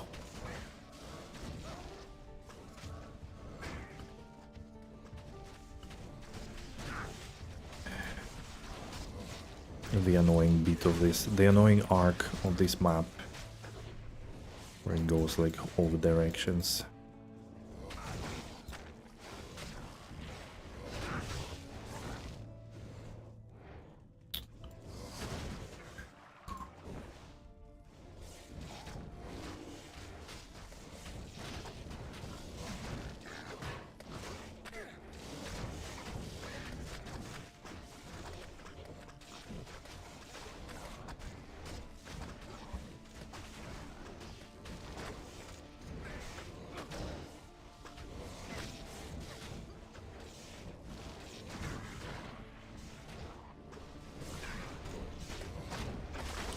Somehow flares killing fire golems, I really don't understand.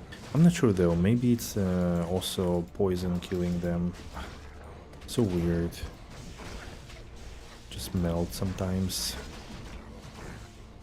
What's the point in golems if they die? With all the synergies possible.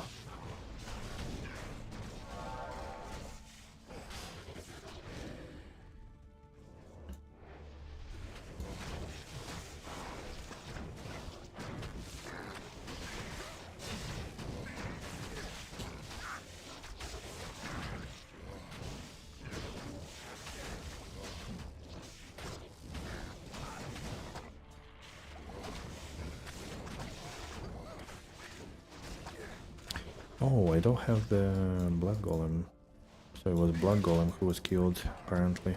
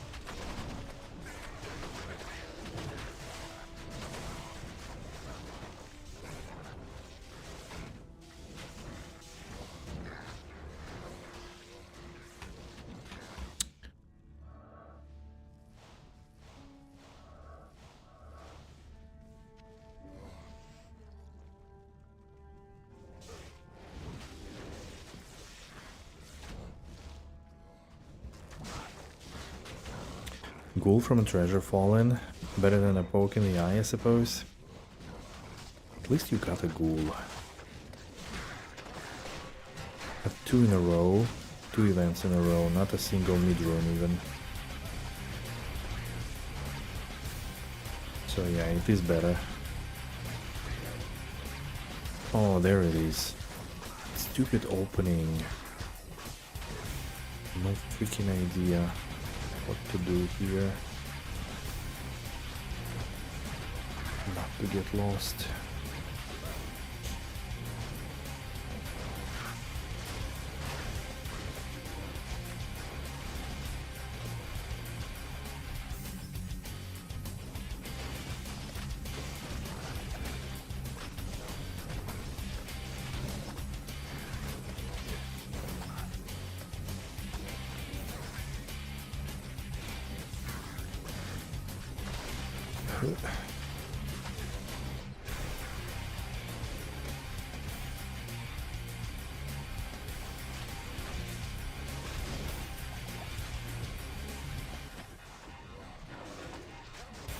Come on, bloody face, go hit him. I need my life back.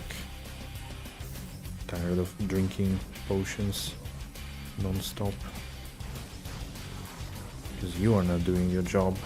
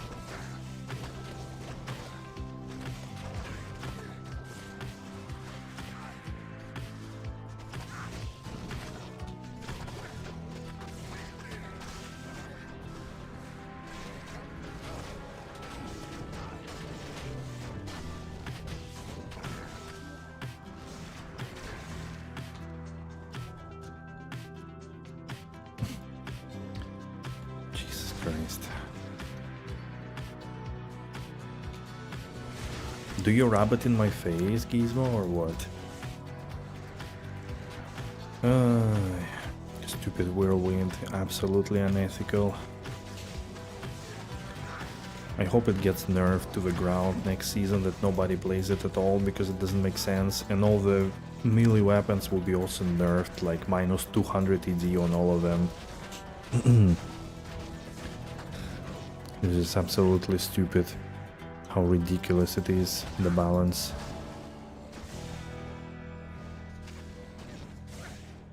I checked all the seasons, there has never been such a big imbalance in one particular build and in one particular character. Never. Well, at least in the last 2 seasons where we have data. Let's put it this way.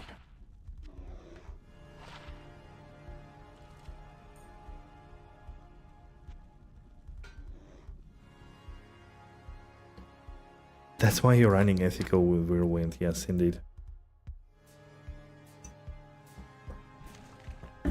Whirlwind at home, that's what you run.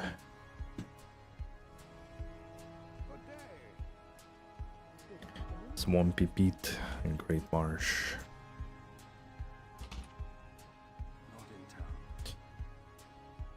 Okay. Wait, click here actually. Empty. New gear is really not great. I mean, you probably have good stuff, but like not extra good. Maybe that's what you mean. 50 PDR. That's a good way to play on hardcore, I guess.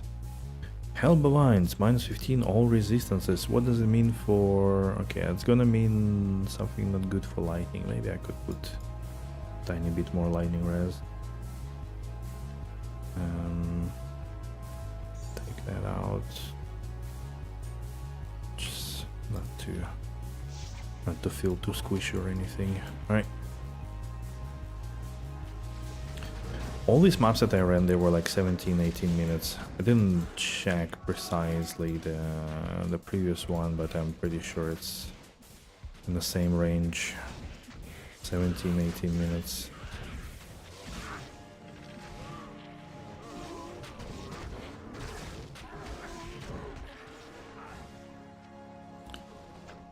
I didn't realize it, but apparently Blade Dances count as an assassin skill, so plus in skills do improve it. Oh, interesting. Yeah, I wouldn't have guessed. I know, like, it's a, you know, they created it as a special skill to avoid, like, balancing around with Whirlwind in mind and, like, synergies and whatnot. But I didn't know that it was also counted as assassin skill. That's cool. That is actually cool. Anybody needs a Ethereal Cryptic Axe to socket? Good base. I do already have base for Infinity, so I don't need. But if anybody needs.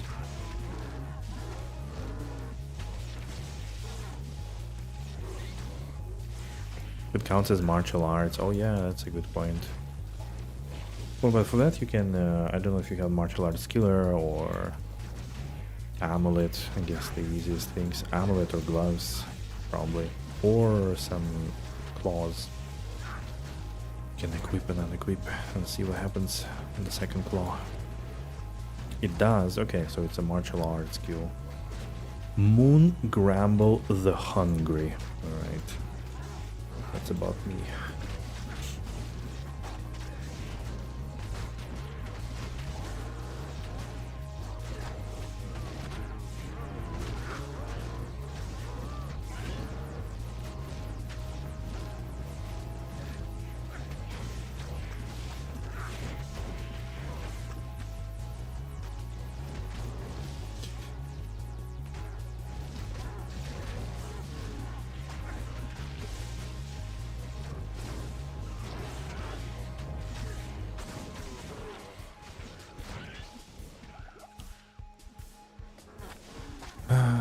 With the amount of life that my blood golem actually giving me back, I feel like I can just him and not run at all. Wait, level 90, that I will keep. 2 to necro, 15 fire. No! Why didn't it roll like 3 to fire golem? Damn it. That was close. Sort of.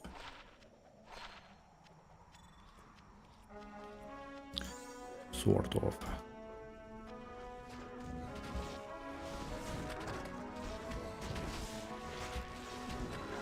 Bone necro weapon right there? Yeah. Exactly. I was unironically thinking that if things go too bad, then I would switch to bone necro. I don't like playing poison builds in this game. Hello, hello. How's it going? How is life? Dude, I did my first declones today. First time in PD2. 13 seasons, by the way. It was very easy, but I mean, I was like super overgeared for tier 0. Like at 90 fire res, others close to 80. So fragment of it? Right. Okay. Did you see the Ani I got? I got 2 Anis, like one better than the other one. This one is 52, 17, 18, 9. And the other one is 57, 20, 25. Jesus Christ. Unethical. Absolutely. Crazy stuff. Wait, Dark Wanderer? Not bad, not bad. Yeah, almost very close to perfect. Venom is only affected by plus skills on cast 2, plus poison damage on effect hits, so the smart thing to do would be to have full nap and Arak gear swap. Bah.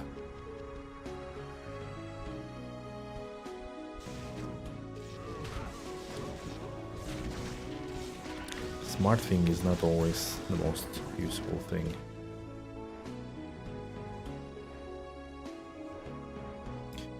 But how's it going, Top Secret? Did you fully heal from all the surgeries you had? And are you excited for PoE 2, by the way? Doubt you'll be doing that. Gear swap is sucks, yeah. Were you farming Stony Tomb? Where? D2R, I guess, on the Warlock? Or where? Where? Dark Pact. It's also level 90. Let's put it aside as well. I don't think I have enough level 90 charms to reroll. Slash wave, top secret, yep. Gear swap sucks, yeah. I think like doing the swapping to the other hand is okay. Like maybe one item, like I do with a helmet. Like that's the maximum I could go, honestly.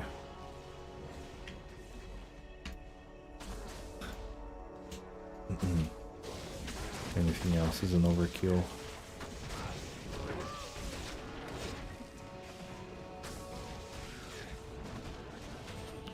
Die to Bale, PK God, Rebozo, F you. Get out of here, dude. 87. Go back to the rogue camp, Outlander.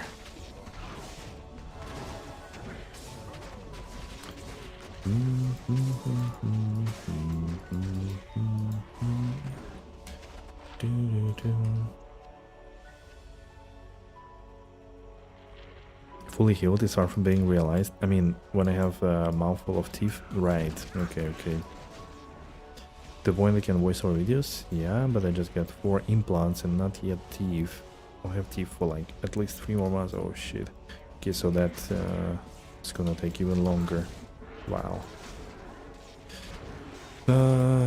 Have some strength of body and mind, I guess.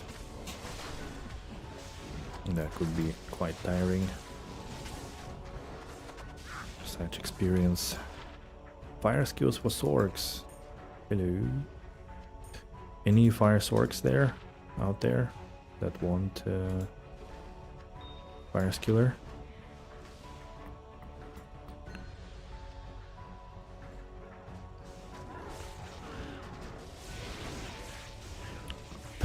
My next Lacker played with green. Better chaos armor. I bricked 2 Trangul armors, and one got what did it get? Hands defense corrupt. Jesus Christ.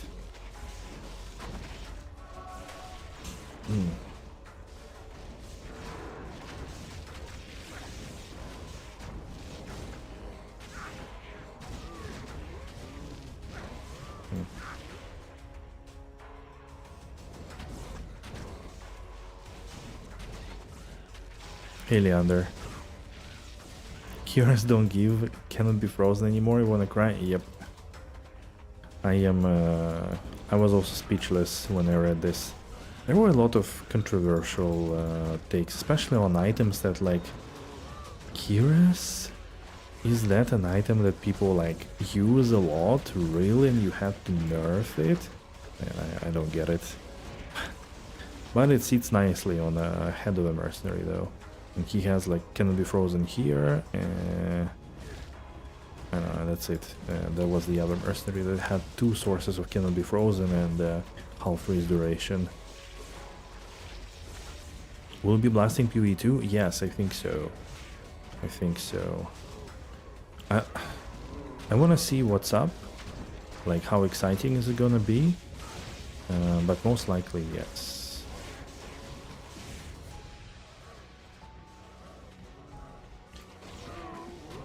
I am a PoE connoisseur now. I did really enjoy PoE 1 as well, like huge, massive. I need to figure out when to finish the league there, challenges and bosses and everything.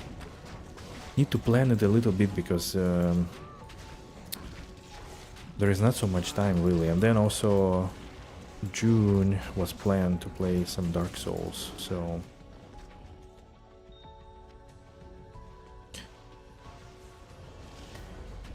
finish PoE 1, is it possible? I mean, the things that I wanted to do for the league, right? I did get pretty much to a mirror. Well, now it's more expensive, I guess, so I need to farm some currency. But then, like, I did farm pretty much everything I wanted except Delve. I wanted to go deeper in the Delve. Everything else is like, I tried like 6, 7, 8 strategies, I don't know how many. So that's kinda enough. I want to try Uber bosses, I have all the fragments for them. I wanted to try... maybe upgrade 1 or 2 gears. Yeah, focused amulet I wanted to create potentially. Like that would be awesome to get an amulet with like 200 plus life and 4 skills. Like that would be huge. And I want to do Delph and do all the Ubers and finish all the challenges. So, oh, demonic testing is nice. So it's not like, I think it is probably, Delph is probably the longest thing there because it just takes time to go deep until you hit a moment where you cannot go. But that I could do like somehow, I don't know, you know, 1 hour here and there, outside of stream kinda. But the rest I think is doable in like 2 proper streams, like 1 good weekend is probably enough. But 29th is not that far away if you think about it, and next weekend I need to see, because like 16th I am not available, and subsequently 17th, because if things go well I will only arrive home, so I will leave on 16th midday and I will arrive home by noon on 17th. So as you can imagine, there is not a lot of chances I'm gonna stream on 17th on Sunday. But Thursday and Friday are my days off as well, so maybe there is some extra time. Although that's like still, you know, PD2 territory. After that weekend is 23rd or so, and not gonna lie, I wanted also to take like a weekend or week break from cute distraction, funny.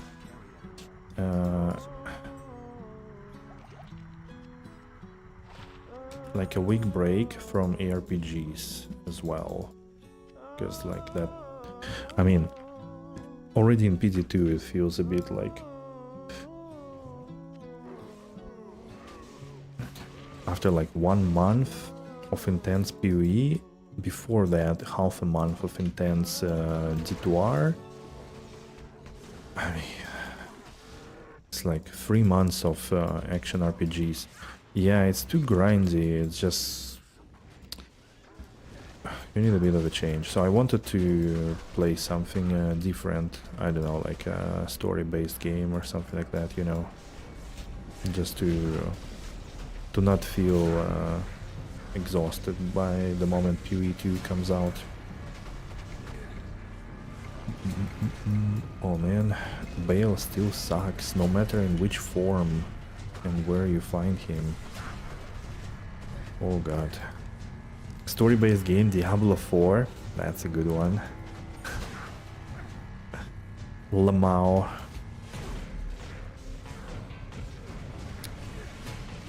Lamau. Oh my god. Okay.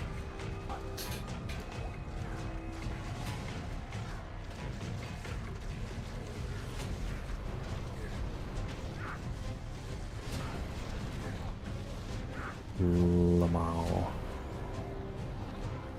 Oh, what? Who? Kilted armor? Gray form? Wow. Wow. Damn, such a cool armor. Like, I don't know why, but it looks so sick. Even if it's just, you know, darkish, grayish leather, fur coat kind of thing.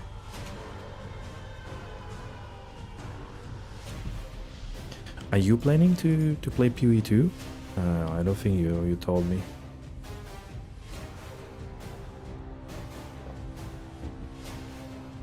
You got the D4?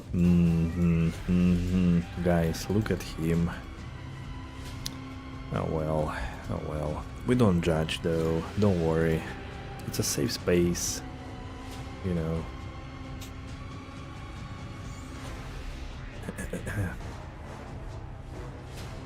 Fire Skiller for Sorceress, one more call. Absolutely free. Just take it. Haven't logged in even. No, but in all honesty, we discussed it when it came out. Like, first of all, it looks like, yeah, a lot of people actually started to maybe not praise it, but also not like call it D4 bad. Judges. Christopher Judge. Still possible to get a guide shop in maps? Yes, still possible. I had one already. We did discuss that, yeah, it's the PoE2 is like definitely, sorry, the D4 is definitely not like in a super bad state, and it does look that, okay, there are things a bit better. Still the end game kinda questionable, but at least like gearing and like builds are already at a better stage and everything. And people also said that the story, the campaign was good, but like I was a bit, you know, skeptical, because like people that play RPGs mostly or only, it's a bit, I'm not sure if I can trust their opinion on the story content. But I also need to finish the map. It's like 3 minutes left. Okay, let's focus.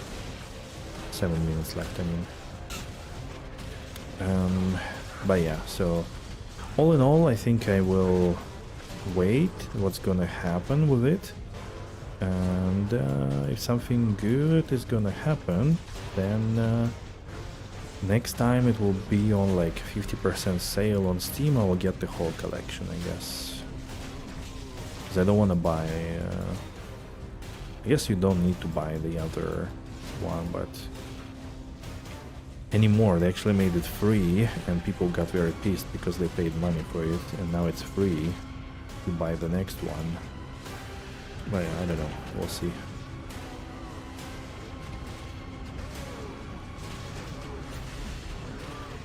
Wait, did I not do the boss yet here? Holy crap. I thought I did. What's going on? Hey Dwarfy, hello, hello. How's it going? Dwarfy, you wouldn't believe what kind of Any did I get from my first declone. I did 2 declones today. I have 2 declones only. And that was pretty unexpected. Good one? Oh yeah. Oh yeah. Okay, we have enough time. I'll finish them up and I'll show. So what I'm looking forward to though, especially that unlike every recent D2R season, it's always on my work days. Oh yeah, true, it's gonna hit on your days off. True, I remember you said that. Slammed? Well, I didn't kill Rathma yet. What do you mean? Where do I get... I'm playing solo self-found, so everything is with my own hands. So, but people in chat convinced me to do Rathma eventually, so I guess like eventually we're gonna slam them. Or at least one, if one breaks. And I'll try to farm some primeval souls for more. Okay. Do you want to slam +1 on your Griffins? I'm not sure. I'm not sure. You're already good enough, I think. All right. Look. Okay, Dwarfy, look at this. That was the first one. I was the first one that dropped from the first Diablo clone, 57-20-25, and that was the second one, 52-17-18-9.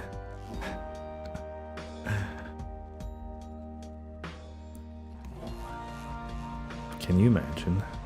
Disgusting? I think it's awesome.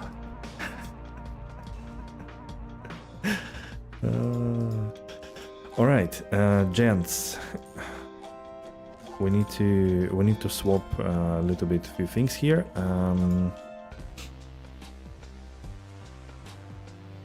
GG noob. All right, 4 minutes until the stream. Let me finish here and prepare the other one. Go back to Twitch. Pull it up here. Path of Exile. Ooh. Actually starts. Where is it?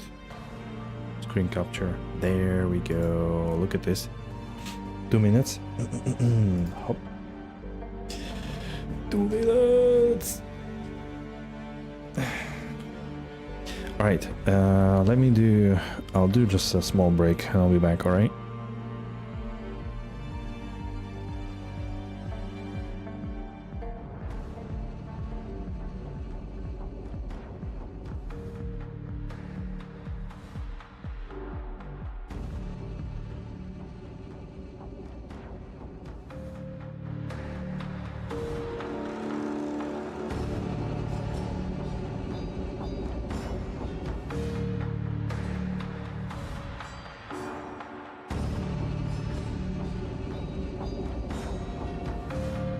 Forgot to change the category.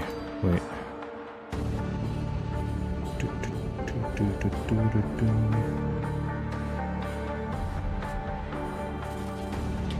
Otherwise, drop's not gonna happen, right? Public exile. There we go. Wait, no, it's Path of Exile 2, I guess. Path of Exile 2, yeah. There we go. Alright, so now... What are they called? The drops on Twitch should work. Alright guys, let's get ready. I'll be back in a minute.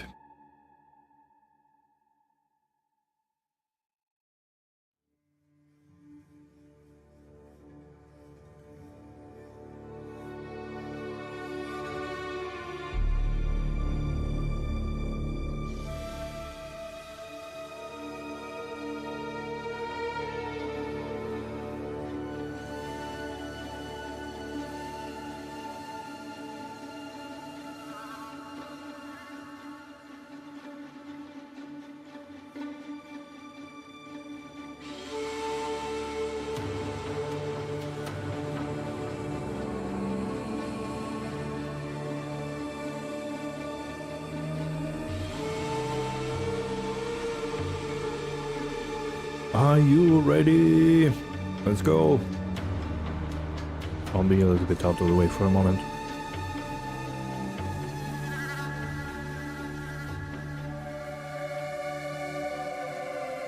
Hi, I'm Jonathan Rogers, Game Director on Path of Exile 2, and welcome to GGG Live. We have a huge amount of stuff to share today, so it's going to be a good one. Twitch drops are enabled on today's livestream, so you'll be able to claim the Red Queen's font hideout decoration by following the instructions below. Okay, so with that out of the way, time to roll the trailer for Path of Exile 2, Return of the Ancients. Those in darkness,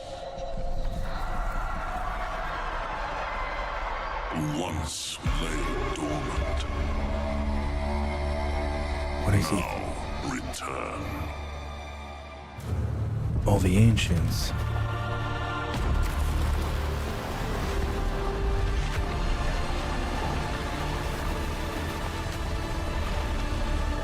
We who came before rise again. Behold, the first edict. What? Quest? The Regions of Divinity? Who? What? 30 new endgame areas? Holy crap. New Arbiter Pinnacle Boss. That's dude from last epoch. Finally fighting a train, yeah. Wait, what did they say? Ritual rewards? Oh, they added the memory tier to it. Or some kind of astrolabe thing, seems like. Ritual Pinnacle Boss as well? Waking the Dreamer. Oh man. Genesis tree for crafting. Let's go. And the breach rework. Oh shit, so they did really rework every mechanic. Almost.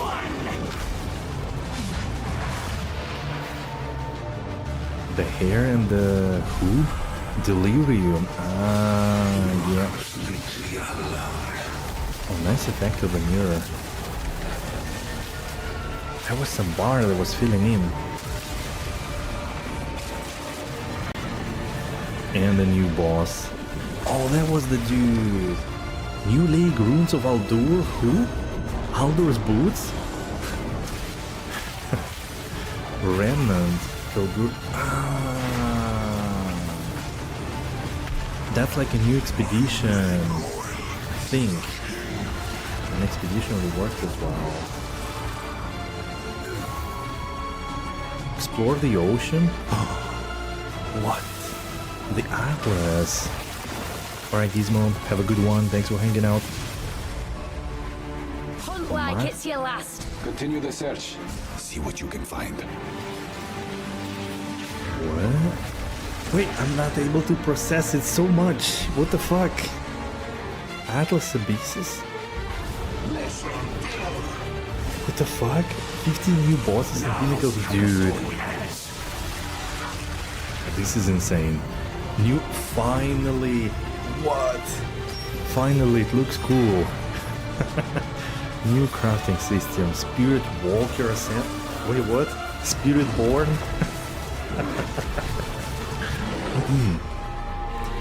Martial Artist. Okay, there you go, Furious. There's your assassin. 14 uniques.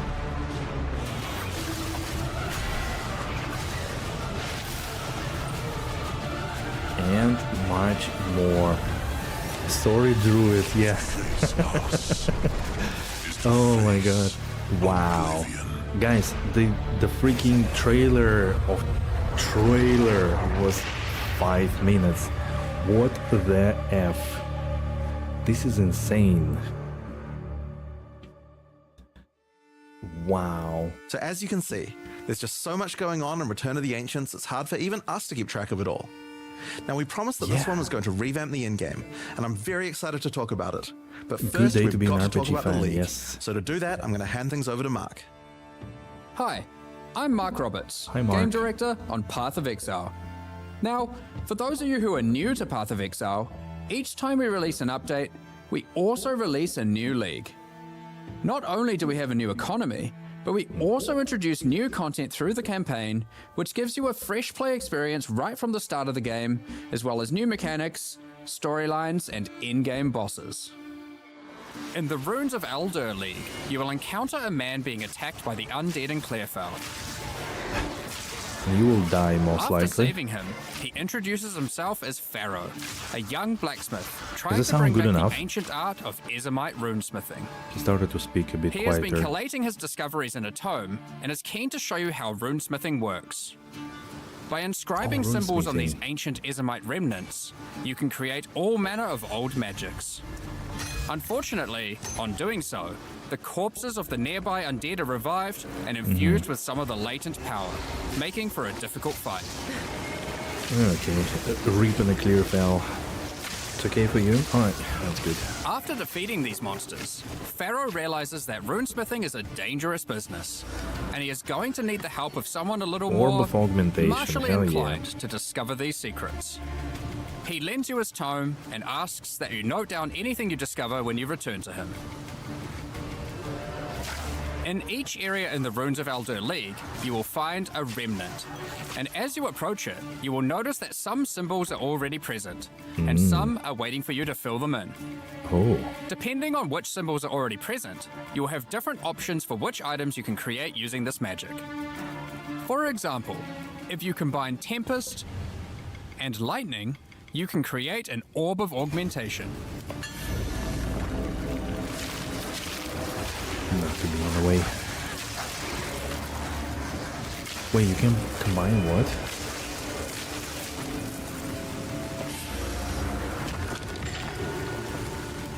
But be careful. The symbols used to craft the items also empower the monsters around the remnant, who will be revived as undead to fight again with different properties depending on what runes you used. So, if you use a fire rune in your recipe, the monsters will be empowered with fire. Or if you use a moon rune, lunar beams will rain down as you fight the monsters.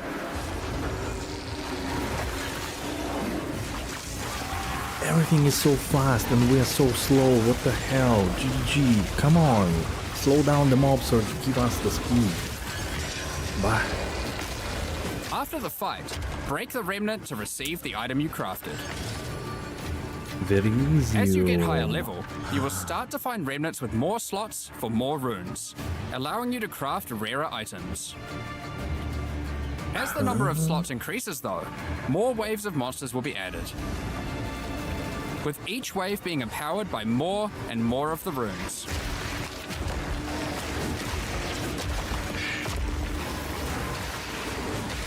And this can get pretty dicey, because some of the runes can have powerful effects. That's a lot of things.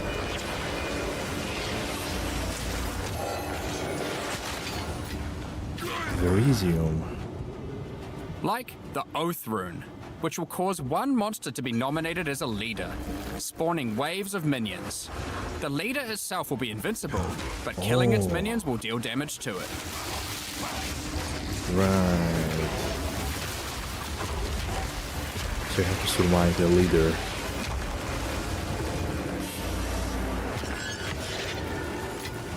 Greater Chaos Orb. Some recipes can get Good pretty reward. large, requiring 6, Oh. 7, Oh, some or unique even items. 8 runes. Astute Creativity, Cardigans. But don't Epiphany. worry, Ooh. you won't have to remember them. Pharaoh's runecrafting book will record all the options, allowing you to simply pick which one you want to craft, given the existing runes that are already on the remnant. To expand your knowledge and to I didn't allow you get to what it craft more gives. items, Pharaoh has asked that you keep an eye out for signs of runic magic around Rayclast. Runestones. He wants to Yeah. document anything you find in order to I've seen rediscover the those secrets of in Ezomite Interlude, I runesmiths think. of old. The first of these can be found in Ogham, and reveals to you an ancient secret, buried deep underground. The runic magic which the Ezomites believe to be their own is actually of Kalguran origin. That's why it seems like Expedition a little bit. Thousands of years ago, the Nature. Kalgurans came to Rayclast to find sources of verisium, a metal on which engraved runes allow control over reality. Pharaoh is determined to learn these ancient ways and gain mastery over them. If you can bring him more verisium, he'll be able to use it to smith power into any armor, granting you runic ward, the power harnessed by the Kalgurans since ancient times. Runic ward is a new Ward resource gear? that protects you from death. Should you run out of life, your runic ward will kick in, sustaining your body until your life can return. What? It effectively acts as an extra life pool. Of course, should you take enough damage to run out of that, you will still die. Also, it's like a cheap Every death. single piece of armor in the game can be upgraded this way, Oh. even uniques. Some are just a strict upgrade, giving runic ward with no downside. Others are more extreme, sacrificing defenses to get a much larger amount of runic ward. 990. There are even some that add new modifiers to uniques entirely, making them much more viable for higher level play. But Wow. the Kalgurans use runic ward for more than just a defense. It can also be used to power many other magics. Instead of using gems created from corruption, the Kalgurans used runes of power and fueled them with runic ward. So it pretty Many much of works the with options almost available from remnant anything in the crafting are game. new types of Kalguran skills that exclusively spend runic ward to wreak havoc. An example is Triskelion Cascade. Using it will cause your next spell to be triggered multiple times in a Triskelion pattern. You can use it with skills like Ice Season of Nova that you Hardcore. cast from yourself, What? or with something you target at a distance, like Comet. The There are fuck? also skills to modify existing effects using runic magic, like Frost Flame Cost Nova. 11 ward? Using this skill on a pack of burning enemies will transform the Ignite into Frostfire, both burning them Okay, and zero building damage up though. freeze at the same time. 0 damage though. You have basic buffs like Hollow Shell that guards all nearby allies, Runic to ward. more complicated mechanics like the Mark of Repulsion that no. creates a mark capable of pushing away all nearby enemies. Oy, oy, oy. Instead of spending mana, like skill gems do, all these skills cost runic ward. Right, so you and need to put unlike ward gems, on your they don't gear. have a color. This means that they And don't make care sure you about still attribute have some requirements, ward, so you or don't what die. kind of weapon you use. These skills are designed to be used on any class, and so often interact with mechanics that apply across many characters. By combining different runes together, the Kalgurans were able to support their runic abilities, and you can as well. There is also a set of runic supports that can be combined with regular skill gems in interesting Jeez. ways. Jeez. Concussive runes allows you to add these concussive shockwaves to any skill that Damn, stuns. this is really cool. Like, it's again like adding While adding a runic infusion mechanic lets you that spend ward interact to with directly empower every the damage on single any thing skill. in the game. Now, there are This other is quests what I during the call campaign too that League. unlock even more interesting crafting methods. An expansion. Buried deep in the jungle in Act 3, you can find the Mystic Refuge. Not enough word. Yeah. containing even more secrets for Pharaoh to learn Character from. name. Using this knowledge, he gains the ability to reforge unique weapons. With this technique, many low-level unique weapons can be upgraded to do significantly more damage. Now, we've been able to take a bunch of uniques that had interesting modifiers, but were not in-game viable, and give them a bit of a boost to get there. Plus, And it's what? not just low-level uniques. It's like All 5 times Kalguran more. uniques are able to be runeforged this way too, and they can do some pretty Still interesting 0.5, things. yeah. Like Searle's Grit, a new unique, which when runeforged can get one of several different outcomes. Now, there is still so much more that you can craft with remnants. Yeah. There are also 100 new runes, as well as many other new crafting currencies. This is the Oh my runes of God. Eldur after all, and some of these runes have quite powerful effects. For example, this elemental conversion rune will convert all the existing mods on a non-unique weapon from one element to another. Using it, you could combine a weapon with all 3 elemental damage mods into a single element, it's making a kinda weapon with permanent. massive amounts of cold damage. There is also a rune that lets you fuck? destroy your rune sockets to turn them into a dual socket on your item. What? And there are even crafting meta runes that can unlock new types of mods when used with regular crafting. Chronomancy? For example, this Rune of Chronomancy will unlock a set of time-related mods to be crafted on your boots. Once placed inside, use regular crafting orbs to attempt to get new mods like cooldown speed Not a single or time. increased skill effectuation. Oh, there, okay. You can also create a new type of currency called Disgusting. alloys. Using regular metals alloyed with verisium, new modifiers not normally available can be directly You know why they crafted did onto all your of this, items. guys? To sell us the rune tab. Using imbued Stash alloy tab. could improve your That's the ailment only damage, for true example. reason. To make a league There around are honestly runes. so many options here that unlock all sorts of crazy crafting projects. So I think people will be experimenting with these for a long time. Once you get to King's March in Act 4, Pharaoh finally meets You Danik, already have it? No, a I real don't think so. Kalguran runesmith.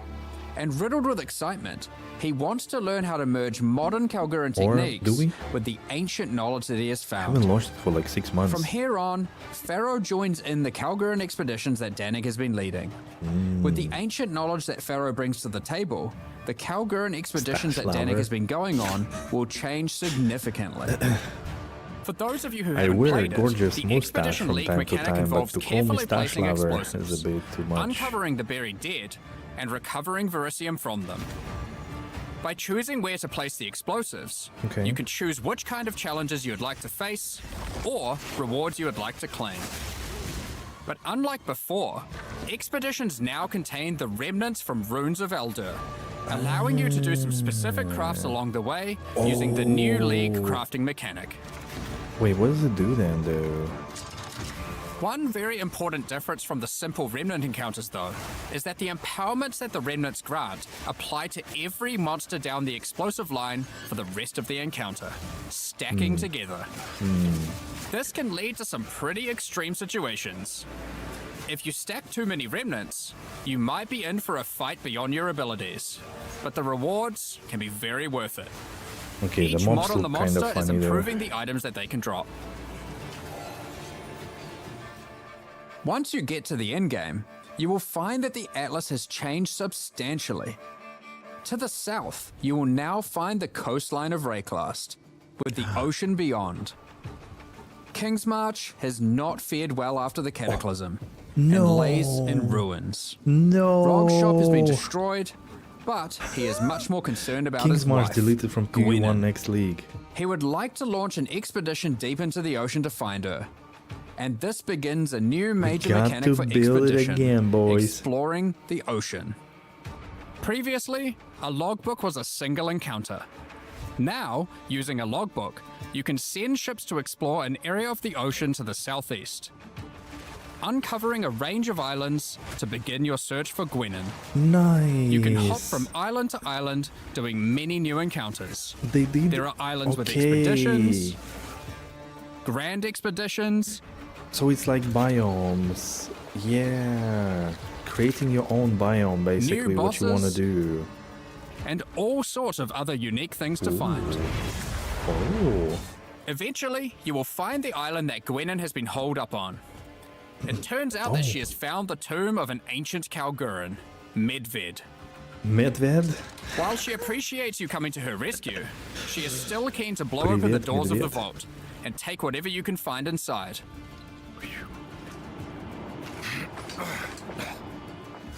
It's just a shame that Medved Can we take a isn't as moment and dead as we appreciate how previously sick it all assumed. looks? Very beautiful. Medved, ooh. Medved, suka. Yeah. Now, after you have defeated Medved, you will find another logbook. And this time you can use it to choose which direction you want to explore. Oh. The ocean is vast and contains a huge number of new islands to find. Okay, the With islands each though look logbook, a little bit You funny. can explore one sector and you can go as deep as you like. Have to admit. There are all sorts of interesting objects Not like to a real uncover archipelago. and dungeons to explore. Many of the islands have Nice. expeditions with totally new mechanics.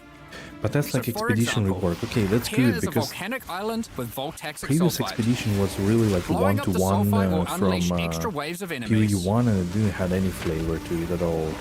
No like additional mechanic or anything. But there is also this wall with a suspicious light coming from behind it. On blowing it open, a giant ogre comes out, and he is determined to eat as much sulfite as possible.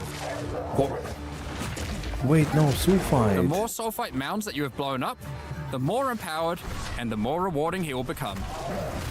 Dude, where's my bell? These islands contain all sorts of little secrets that you can find and blow up. Free trapped wisps, Oh. blow open root doors, Fructose? even raise ancient precursor technology. Oh. And of course, more bosses. Wait, There what are about more and further vaults the to blow first up, verdict? and one of them in particular is pretty important. The Tomb of Uhtred, the Star Drinker. Star Drinker, dude. Shit, they've been really cooking. Uhtred was responsible for calling down the meteors of Verisium, which the Kalgurans used to power their ancient magic. And upon defeating him, he calls down a truly gigantic one into the ocean nearby. What On the visiting hell? it, you find that it is shrouded by a strange energy emanating from the Verisium core of the meteor within. There is something growing in there, and it can't be anything good. Yeah. In order You know to gain what's growing? entry, Danik suggests that the Triskelion Flame, an ancient Kalguran artifact that can absorb and cancel the effects of Verisium magic, could be used to enter. But to find it, you will need to locate the Tomb of Hero's Olroth, Fall. leader of the Knights of the Sun. They really did what we wanted or what I wanted. Defeat him and gain A access to meaning whatever to a eldritch freaking nightmare is growing exploration. inside. Of the Atlas and actually going Now, on a quest we're line. not going to spoil the boss, but one thing you should know is that the Verisium that makes up the core of the meteor is of a quality that has not been available for millennia. Bringing this to Pharaoh and Danik should allow them to forge some objects of power, the creation of which has been lost to time. Unleashed. So that's the League, and there is a lot going on. And that's just one To league? sum all that up, there is a new encounter with over 30 new monster types and over 30 new rune This modifiers league is to the size enhance of them. Diablo 4 expansion You can multiplied by create 2. more than 100 new runes to craft your gear, as well as dozens of 5. other new currency You items. consider all the crafting options. And there are new quests And it's added to the free. campaign to unlock even more new crafting options. Rune forging armors, upgrading uniques, dozens of new Kalguran skills and supports, tons of new islands to discover by exploring the ocean, 5 new bosses, including a new pinnacle boss, 5. Oh, that's the dude we saw on the and teaser. a bunch of new uniques to top it off. But there is still a ton more to come. It's Armin time to smiling, talk yes. about the massive changes to the endgame. But for that, I'll hand it back to Jonathan. Let's go. Now, as Mark hinted at before, the endgame atlas is very different now, and the ocean to the south is the least of the changes. The entire area around your starting location is now teeming with new quest lines and things to discover. Will you investigate the strange forest to the west? The cracks in the earth to the east? Or perhaps visit the ruins of a vile city in the north? The atlas now has fixed points of interest at specific locations, giving you so people can specific focus objectives what they that are want to easy do. find. Like before though, no matter which objective you choose, going to towers to see what's out there is always a good idea. The first time you do that though, something new happens. The earth shakes, No more precursor and a tablets? gigantic fortress rises from the earth. A remnant of the ancient precursor civilization.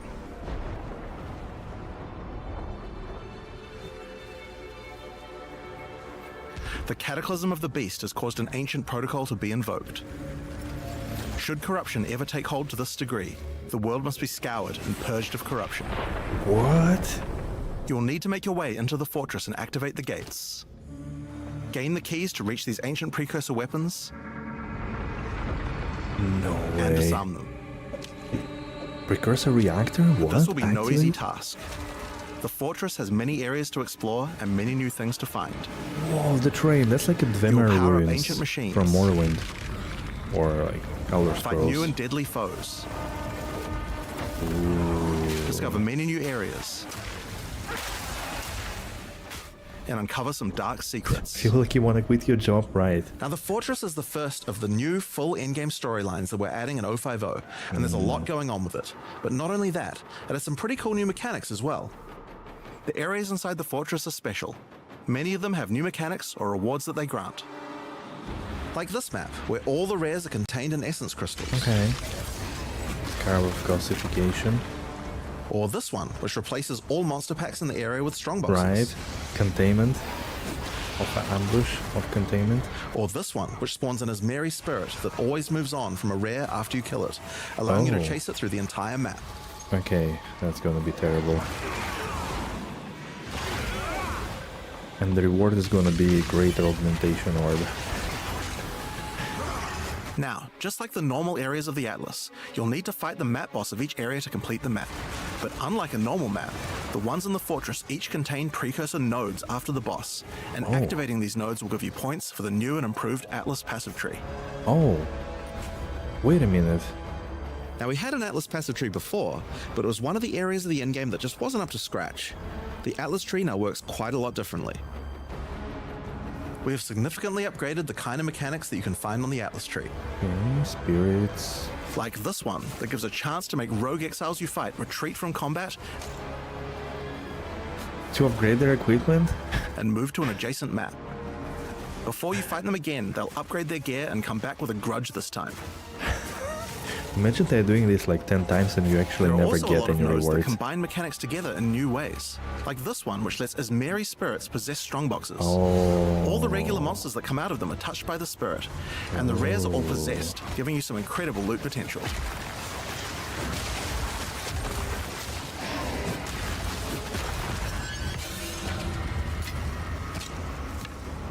You get points from every single area you complete in the fortress. Wow. And unlike before, that means you can allocate the entire Atlas tree.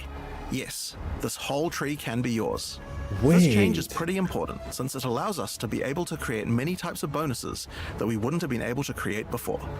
Like this one, which gives a chance for cities to be invaded by another faction, and can even allow it to contain 2 faction leaders, allowing you to get 2 crisis fragments. That's a very If we'd different done this kind of approach. thing in the old tree, we would have wanted to spec into it before running a city map, then unspec out of it before running anything else. With full allocation, we can have cool bonuses That like also these. makes sense. Now, obviously, we still want to make sure that you have choices that define your in-game Yeah, Atlas that build. is on the league mechanics. So many nodes in the Atlas tree are now multi-choice. Everyone will get the node, but which bonus you choose to use is up to you. Do you want your powerful boss maps to contain more essences, summoning Furious circles, has spoken. or rogue exiles? But there's also This nodes that man contain loses more a unusual temper. things. So for example, on this node you can choose. Do you want to give a chance for shrines to instead be given to the map boss My in the work area, contract making them ends more challenging but dropping End special of June. loot? I think that's a sign. Or would you rather give a chance to be given a shrine buff before entering boss arenas, making for an easier fight? Additional reward, shrine buff. Oh. Now, I could probably nerd out about cool stuff in the tree all day, but we should Right. probably get back to the fortress. Brain hurting, Now, yes. one of the really important things we wanted to do was make it so that all the boss fights in the endgame are now accessible with a quest line. That means that to fight the Arbiter of Ash for the first time, you don't need to get lucky by finding keys. They will be in fixed locations and there's a quest to get them. Oh, But the Arbiter of Ash is no longer the What kind pinnacle of of Path of quest? Exile 2. For that, you'll need to travel into the very center of the fortress. An incredible challenge awaits you should you choose to yeah, go you there. were complaining about keys a lot, right? It was annoying. After the storyline, you still unlock keys for pinnacle bosses in the usual way, exploring the world and finding the keys required to get to them. Oh shit. But we have added a lot more interesting things to find out there as well. There are now all sorts of mechanics that can spawn on maps in the wilderness. For example, some maps might spawn as a rogue exile hunting ground, containing multiple rogue exiles who are there to hunt rare beasts. You might come upon them in the middle of a fight and be able to take out both of them. Base Nyasa. Or a map of champions that makes all the natural inhabitants of the area into magic monsters. Oh, Or this one that causes all shrines in the area to release as merry spirits when used. wait, what is it? Kinda. Once you have explored and found your keys, you can return to fight the pinnacle in the fortress again. But this version of him will be harder. And not only that, he will have new unique rewards as well. Each time you fight him, you get the ability to activate one section of the fortress, and any maps that you didn't finish there will be automatically completed, giving you all the Atlas points. So if you're the type of player who doesn't want to explore the fortress, and instead just race out into the infinite Atlas, you still have a way to get all those points. So that's the Origins of Divinity storyline. It's a huge amount of new content with a ton of new areas, 5 new bosses, including a pinnacle, with a bunch of new unique items. But not only that, it also completely revamps the Atlas tree and includes a ton of new map mechanics that you can find both inside and outside the fortress. Wow. But I'm this is just speechless. one of the new storylines. So let's talk about the next one now, Masters of the Atlas. Now, earlier we talked about how the multi-choice nodes in the tree allow you to still have an in-game Atlas build, but we didn't think that was quite enough. You have an Ascendancy class for your passive tree. Why not an Ascendancy Might be a class for bit your more Atlas tree? complicated to make Well, those that's where the builds Masters of the Atlas come in. readable. Throughout Rayclast are many opportunities for those with the skills to find them. Atlas Masters are Calm willing down. to train you in these skills if you're able to help them in return. One such master is Jado, a member of the Order of the Jinn, an organization that secures powerful artifacts to prevent them from falling into the wrong hands. Jado will send you on missions to investigate strange occurrences on the Atlas and recover the artifacts causing them. And for each one you recover, he will gain more trust in you and teach you more ways of the Order of the Jinn. At level 1, you could choose to massively increase the chance for rare and unique chests, or make it so that all map bosses drop an additional unique item, Whoa. or make corrupted waystones have an additional modifier, but at the cost of making them send you to a totally unknown location. One portal.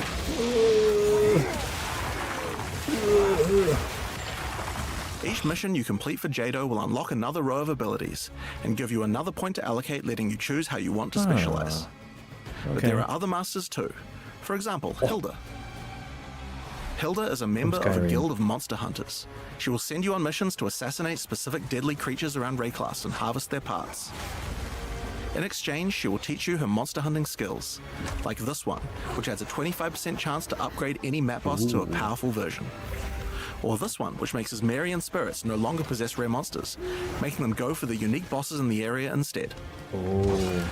You might notice that many of the effects on these are both upsides and downsides. So Hilda, for example, can make it so that you only get one attempt when fighting pinnacle bosses. But in exchange for that, they always drop 2 uniques. Because of that, we wanted it to be easy to swap between them depending on what you're doing. Oh, nice. As you unlock each master, they will appear on the side of the screen. Yeah, Simply click that's whichever good. one you want to use to run the map, and all the It is a bit bonuses of, you have like, selected for that master type will be pointless tree you activated. choose, kind of. This allows you to have a few different strategies that you can quickly Yeah. pick between, depending on what you're running at the moment. Right. Now, one thing that's been pretty obvious is that the in-game leagues we created when launching Early Access in 010 were not really up to the standard of the leagues we did since then. Fate of the Vaal and Rise of the Abyssal just have a lot more going on than Delirium or Expedition, for example. That's true. We wanted to do a serious upgrade to all of these mechanics before we do our 1.0 release, and so that's what we've done. All 4 of the leagues we launched in Early Access have been upgraded with not only new quest lines, but new mechanics, new crafting systems, new uniques, and new pinnacle bosses. One of the really important changes we made to all the leagues is that you can now find them on the Atlas in specific locations, and each one has a quest line that will lead you there to being able to complete the league, along with its Atlas tree and its pinnacle boss. Yeah, it's like biomes. This is true in, even for the Delve, leagues that we basically. didn't do major redesigns to. So let's use The Abyss whole as an region. example. When you first encounter one in the endgame, you'll get a quest that leads you to the east, where you will find damn. these mega abyss cracks in the earth leading away from the Well of Souls. All the maps along the cracks will contain abysses with special properties, and mapping along these cracks will close the Atlas scale abysses, giving you points for Yeah. the Abyss Atlas tree. At the end of each Atlas abyss, you'll find an Abyssal Depths with the boss fight for one of the Abyssal factions, giving you a guaranteed way to fight them. And after completing all three, you'll get a key for the Well of Souls, allowing you to fight the Vessel of Kulamak. This kind of thing makes an in-game league so much more friendly for new players, giving people obvious goals and a guided experience to complete them. Right. Alright, so let's talk about the first of the upgraded leagues, Delirium, and its new storyline, The Hare and the Raven. As you 34 may minutes remember, in. during Act 4 you were tricked into releasing an That's a ancient small entity update. from a Karui prison known as Tangmazu, the Raven Trickster. Tangmazu delights in breaking the minds of those who step through his mirrors, and when touching one, he will attempt to destroy your mind with twisted abominations generated from your worst fears. Debuff. In Return of the Ancients, the first time you Oh, look at approach one him. of his delirium encounters in He's the endgame, flexing. you will find Elder Maddox locked in a trance. His mind is trapped in one of Tangmazu's delusions, and you will need to free him.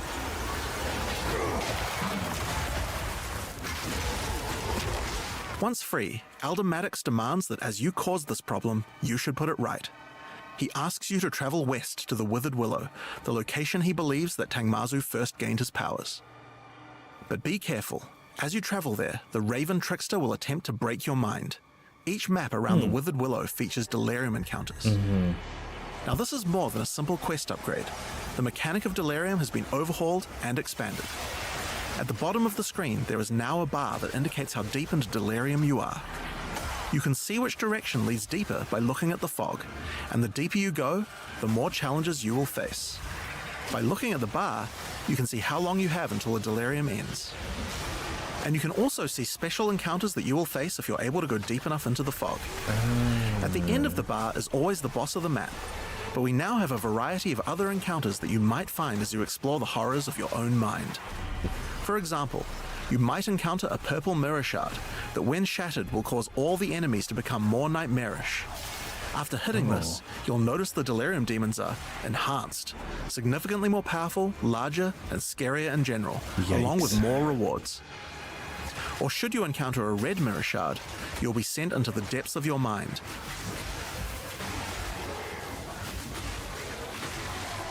And must escape it while fighting off hordes of your worst fears. Wait.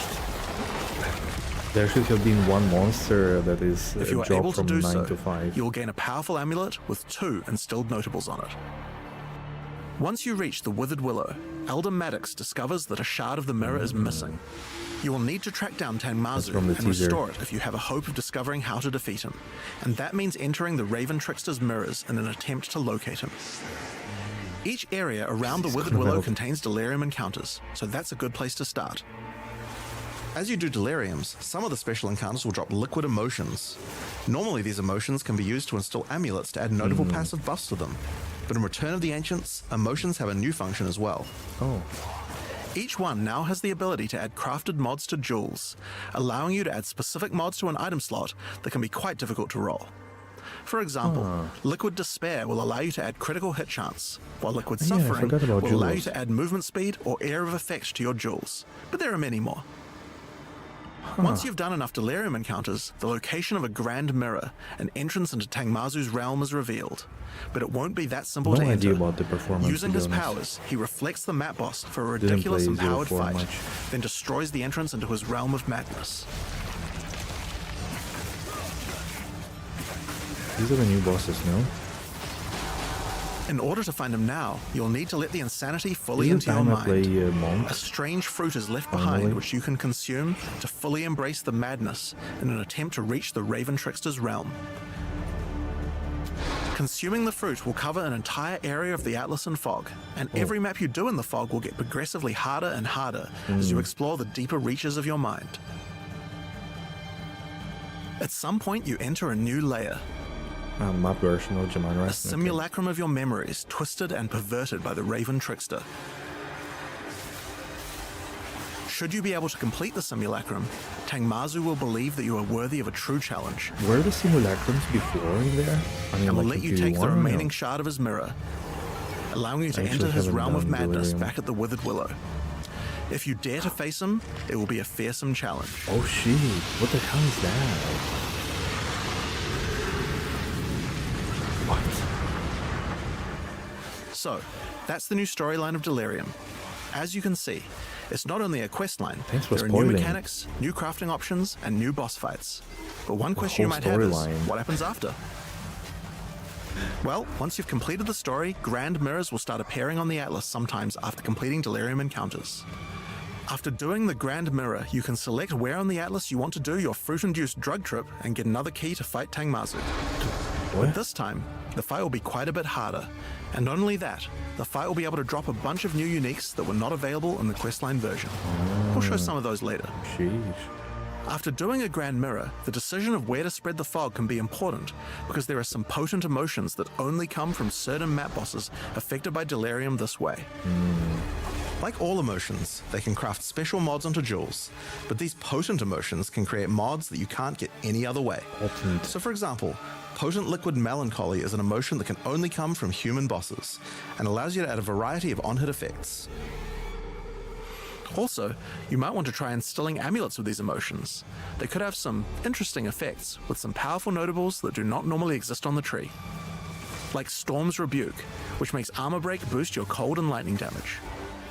But also notables from a clearly deranged mind, like Calm's Blessing. This skill allows you to ancestrally boost fire spells after using a war cry. How about using an ancestral flame blast? Right, yeah, good call.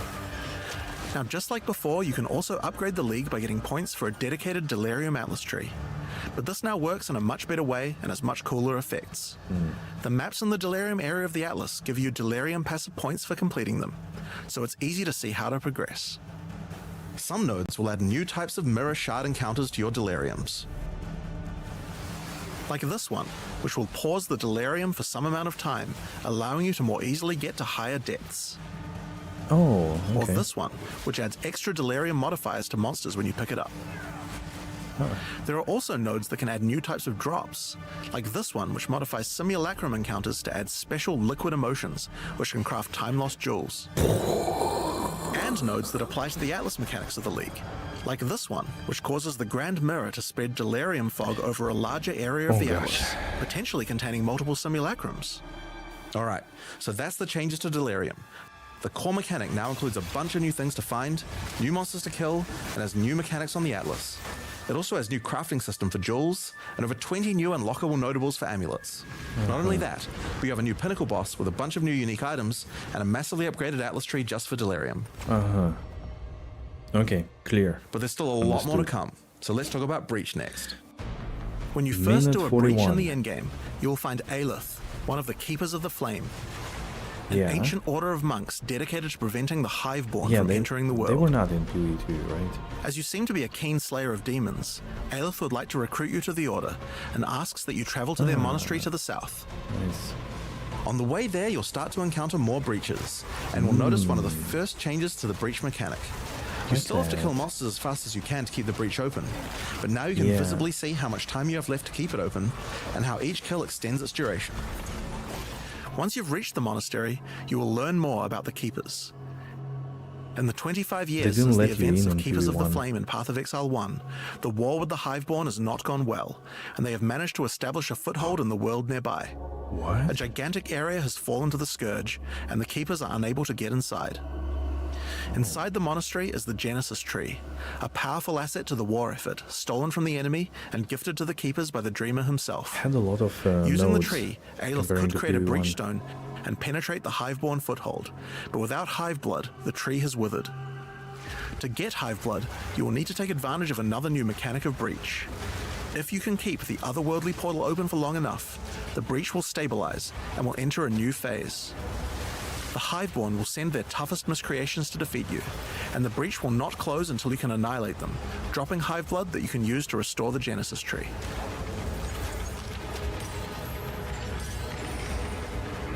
In some cases, you may even attract one of the deadliest foes the Hiveborn can offer, a Marshal of Zesht. Oh, These monsters also drop womb gifts, and if you take these to the Genesis Brum, tree, brum. they can be used to craft items to help you in the war against the Hiveborn. into an amulet. Given that so 25 years have passed since the beginning of the war, the tree has grown and withered many times. But with each Right. cycle, it Makes learns and sense. expands its abilities.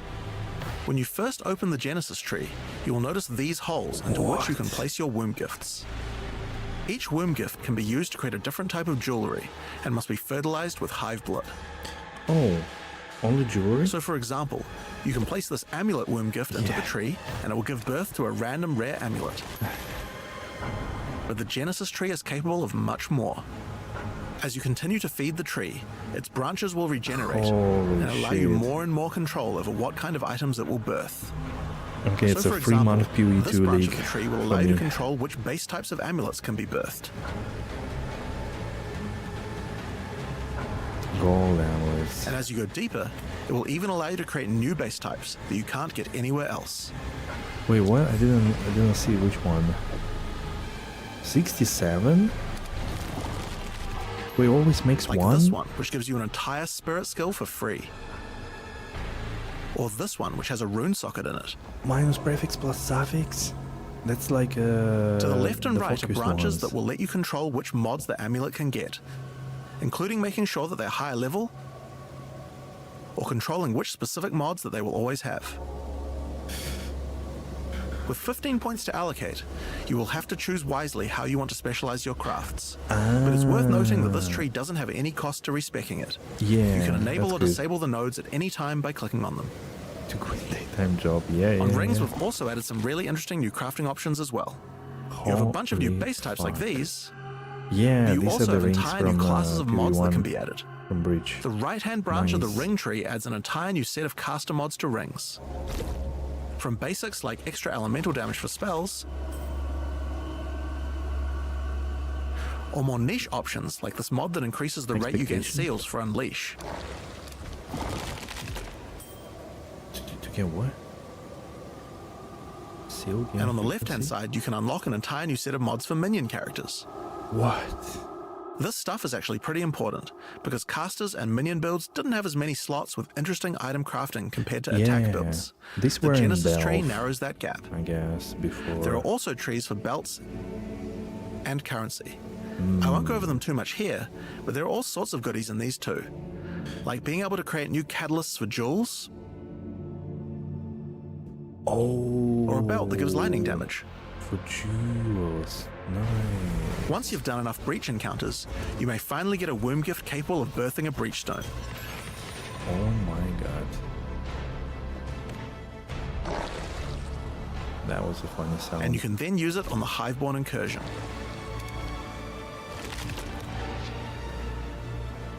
Once used, the true extent of the Breach Demon's foothold becomes clear. They have not only transformed the land, but constructed huge sky hives as well.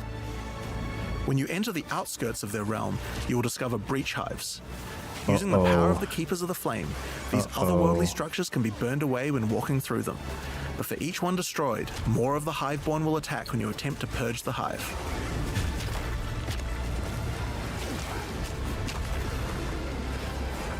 Okay, that's like a heist from These PoE1. encounters are particularly rewarding for womb gifts, so you'll want to do as many of Right. these as you can.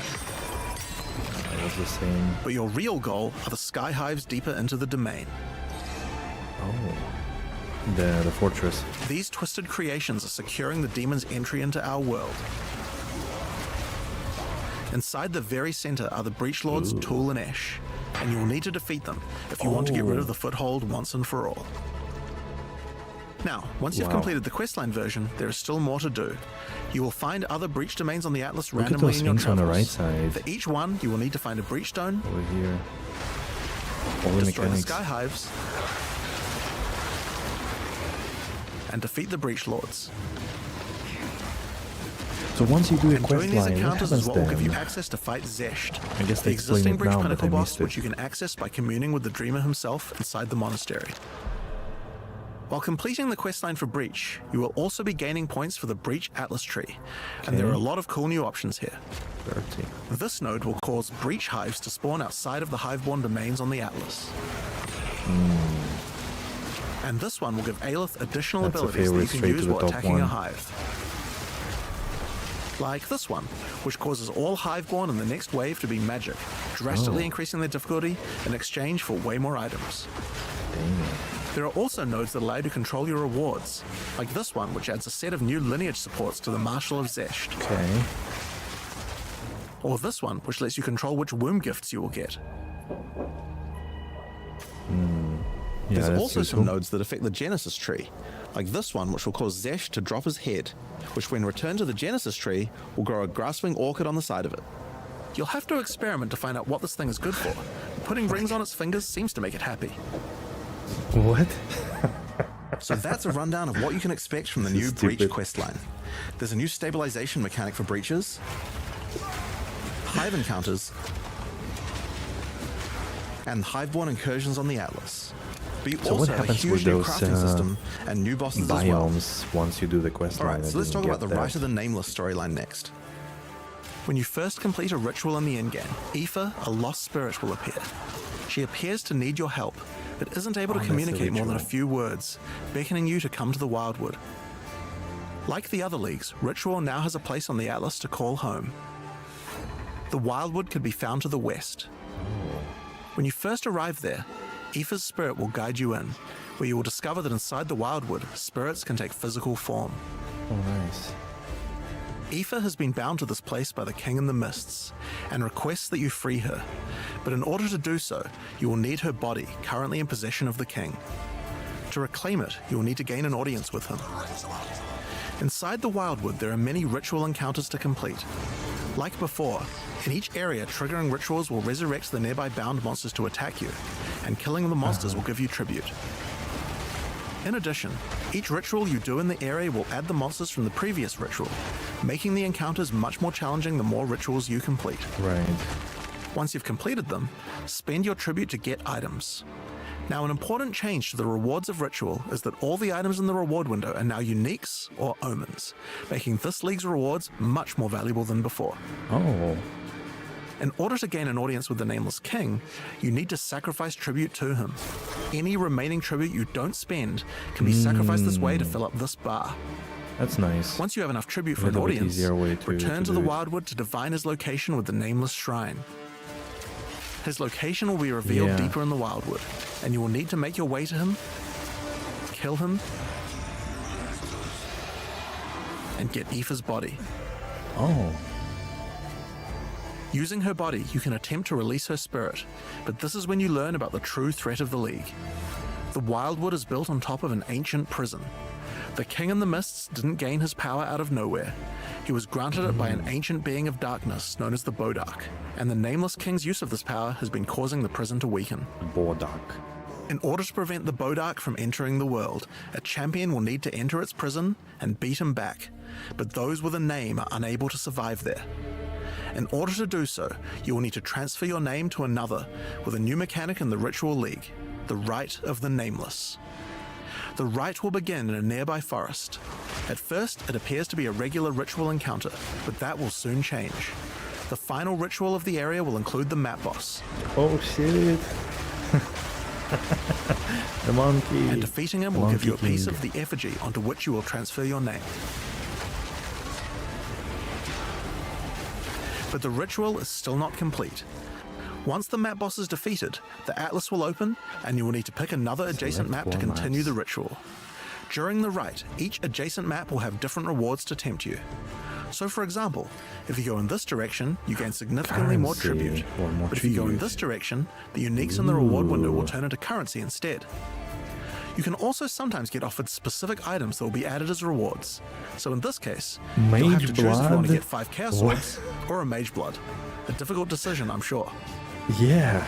Now, Damn. as this is one continuous What the ritual, fuck? the encounters in the next map won't start from scratch. They contain all the monsters that were gathered from the rituals of the previous map as well, making them harder and harder. And that includes the map boss too. You will need to defeat both map bosses in the final encounter for your next effigy piece. Oh my And god. it still doesn't end there. Pick another map, another reward, and add another map boss to continue until the ritual of the Nameless is complete. Bosses? Dude, It are will they take 5 maps crazy? in all, and will be an incredible challenge. I hope they are buffing all the But once characters complete, tenfold. you can then. return to the Wildwood to perform the final rite. Transfer your name to the effigy, adorn the crown of the Nameless King, and enter the prison. It's the crown. Now, of course, once the pinnacle boss is complete, the league doesn't end there. As you do rituals on the Atlas, you can continue to give tribute to the King in the Mists for another audience.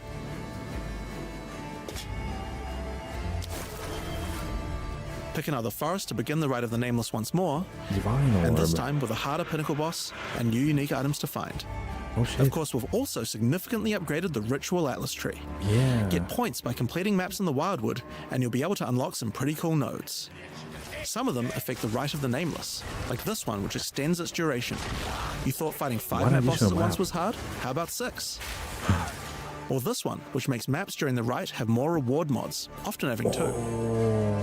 You also That's have like the nodes that allow altars. things to combine with other content, like this one, which gives a chance for rituals to be created inside summoning circles, adding a random boss to the ritual encounter. There is wow. even a node which What adds a was that new type boss? of possible ritual, the Audience with the Queen, which causes the Bride of the King to sometimes appear. What? Okay, so that's ritual. But let's have a look at what this means for in-game content as a whole for Path of Exile 2. When you include the expedition changes made by the League, we have a total of 5 new in-game storylines, each of which has a hub, crafting systems, areas to explore, NPCs, and a pinnacle boss as a capstone. Not to mention the Masters of the Atlas storyline as well. Okay, if I'm But more gone, importantly, you now have immediate quests as soon as you arrive at the endgame, and goals with obvious progressions that good. you can see how to finish. And no need to do Each the in-game corrupted quest line has a nexuses. progress bar that you can pop out from the side of the Atlas screen at nice. any time that shows That's you how what far those through were. you are, and buttons that will take you to the hubs for them. Nice. Overall, it's just a way better in-game experience with a significant number of fun objectives to complete. I like it. Super cool. But just in case you didn't have enough goals, we did have one other thing that you might want to complete this league. These are called challenge leagues after all. Where are all the challenges? Well, players of Path of Exile 1 will be used to the fact that each league they comes are with the a series of challenges that you can challenges. complete in order to prove that you are indeed the best.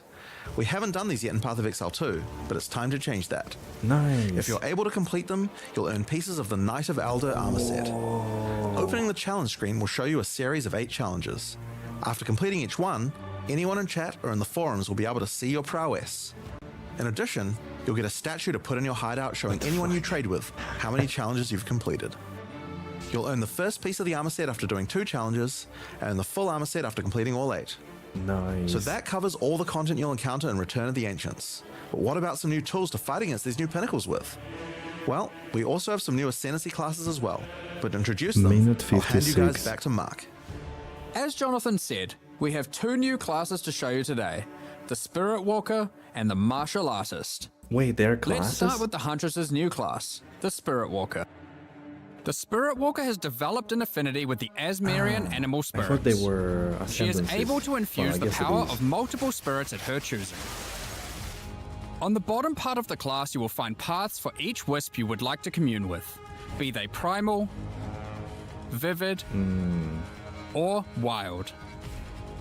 Each one can give you different abilities that align with the stag, owl, Yeah. or bear. Next Each to ability Amazon gives and you the a other method one. to become possessed by wisps of that type, Ascendancy, yeah, and yeah. a new ability when you spend them. The stag allows you to summon stampedes when you attack. The owl grants boons in the form of their feathers, which adds extra That's very fast projectiles attack and speed. enhances the projectile speed of your next skill. What? And the bear simply summons a giant bear companion to your side. Oh, The bear will nice. maul, slam, leap, and do intimidating roars to debuff your Oh, enemies. nice. Can I play summons Now as you well? can specialize more into each of these wisps, but if you want to combine Basha? all 3 of them, then a new hidden What? power will be unlocked. The power of the Sacred Wisps. This node is free and enhances the quality of all 3 of your spirit animals. Your bear will Medved, take yeah. some of the damage you take and grant Masha you life and Medved. regeneration. Your stags will become more aggressive, leaping towards enemies. And your owl-empowered skills will leave a trail of soaring ground behind them. But that's not all. The the Spirit Walker has other powers beyond wisps, such as Idolatry, which can give you large bonuses for using idle socketables in your equipment. I heard Dollar Tree. It's like what? And this one, which is my absolute favorite. The Spirit Walker, having attuned herself with nature, can gain the ability to tame beast bosses, opening up a whole suite of very cool options for your build. Maybe you tame the mighty Silverfist in the jungle depths. What the fuck? Or maybe a three-headed chimeral beast in the chimeral wetlands. What? Dude. Or then there's a giant frozen owl beast, Rakar, the Frozen Talon. There's so many choices. You're going to have to experiment a bunch with this one, and I'm very excited to see what bosses you all choose to have as your trusted boss companion. Jeez. Next up, we have the Monk's new Ascendancy class, the Martial Artist. Wow, that looks really cool. After decades of training, he has mastered 3 It's of a the flicker 7 hollow strike. techniques. Channeling hollow form technique allows the martial artist to create illusions of himself, which then use a skill of your choosing. Perfect for turning skills with less area of effect into ones that can obliterate packs with ease. Wow, I like it. Should you find yourself overly vulnerable while channeling, you might want to take Way of the Mountain, which causes you to be covered in stone when you immobilize enemies, mitigating large amounts of damage. This can even enhance your attacks too. By hardening your weapon in stone, you can You deal were not even more excited to make a new damage. build, yep. After taking Hollow Focus technique, you can manifest your spiritual energy into objects. In this case, bells, which will appear around the martial artist and can be shattered by any of his attacks. Even ones from the Hollow Form technique earlier. Hollow Resonance technique furthers that by adding a manifested bell to your back, which rings each time you deal a critical strike, damaging all enemies around you. Through all the martial artist's thorough training, he has mastered the flow of internal spiritual energy too, and has engraved runic tattoos around his meridians. By doing this, he can gain the This benefit is of eventually extra gonna be runes. free. Just open your inventory and add the runes. There is one that counts as a helmet, 2 as a body armor, 1 as gloves, and 1 as boots. Wow. Finally, your hands. The ultimate expression of a master of the martial Beast of arts. Stone. Taking Way of the Stone Fist will cause your gloves to become a new base type when equipped. Each modifier on the original pair of gloves has an equivalent, more powerful, and more impactful Evasion and modifier. energy shield. For example, these gloves add some physical damage, cold damage, lightning damage, some resistances, and life gain on hit.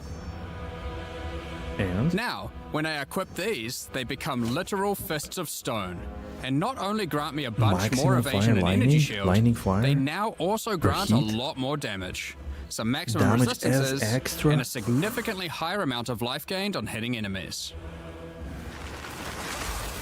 With all the different rune combinations you could do, and the different modifiers on gloves, there's a ton of different build options, and we're looking forward to seeing what you can come up with.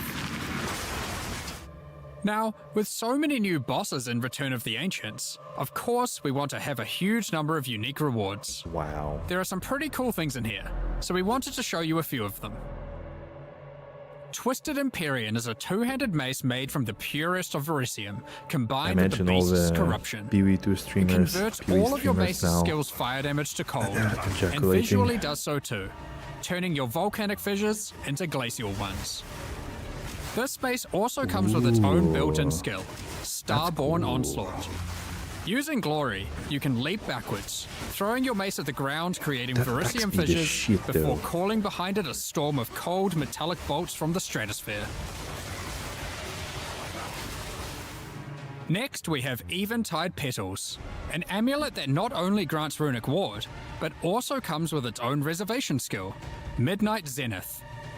This skill causes your critical hits to grant Arctic petals that hover around you. Oh, Once you have acquired enough of these petals, they will be consumed, creating a floral ice crystal near an enemy. Then, destroy that crystal to do devastating cold damage to everything around it. Nice. Another The cool Raven's cold Flock stuff. is a staff perfect for minion characters. Not only does it grant spirit reservation efficiency and minion damage, What? it also allows your minions to inflict grueling madness on hit, slowing enemies and making all other slows on them more powerful for maximum crowd control. That's not where this item shines though. It grants a skill called Spiraling Conspiracy.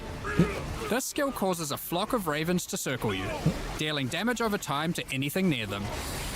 Killing enemies, or just by standing near unique enemies, causes the flock to grow, getting larger and larger. Oh my god. For your PoE 1 players, you can think of this just like a raven righteous fire. That's not all, however. These ravens are also minions. They need to give him a so they math fully edit, scale with honestly. minion damage and come with their own command That's skill, true. Mad Flight. This He's command faster. skill causes your flock to create a tunnel of deathly damage between a set of illusory mirrors, obliterating anything in between. That's a build where you only need... Yeah, that's the only build you don't Horror's need to play Flight on is a pair of WSD. gloves instilled with the purest of fear. Equipping these causes your Crushing enemies fear. to become terrified of Fear you. incarnate. These gloves cause you to gain stacks of fear incarnate when you cull enemies. Ooh, Culling Strike threshold increase. To aid in your culling, these gloves also come with the skill Crushing Fear. This is similar to the monk skill Killing Palm, except it deals chaos damage, and the amount of damage and area of effect scales drastically based on the power of the enemy. As you use this, gain your stacks of Fear Incarnate, which increases your culling threshold, meaning enemies become easier and easier to cull, even to the point of being able to instantly kill some monsters from full life. Yeah, this is Sylvan's awesome. Effigy is a scepter for those wanting to run companions. It allows you to have any number of companions of different types, instead of the normal restriction of just one per type. Wait.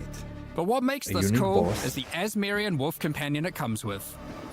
This is a persistent minion that bites foes to maim them, leaps to cause bleeding, and even howls to buff nearby allies. Additionally, it comes with the command skill Eternal Hunt, which when used it will howl, calling on the spirits to manifest spectral wolves to ambush all foes around you. Liminal Coil is a crazy wand.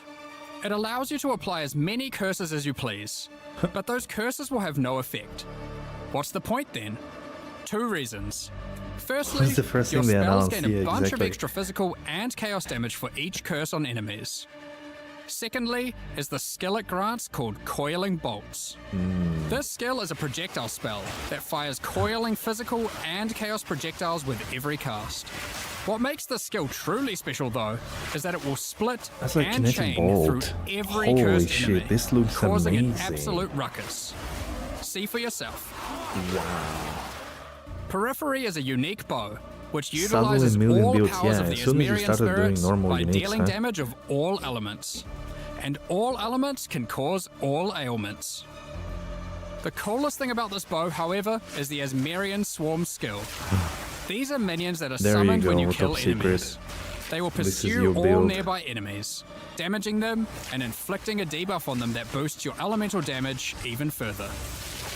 Watch as you mow enemies down, and the swarms of Asmerian wisps aid you, melting enemies one screen at a time.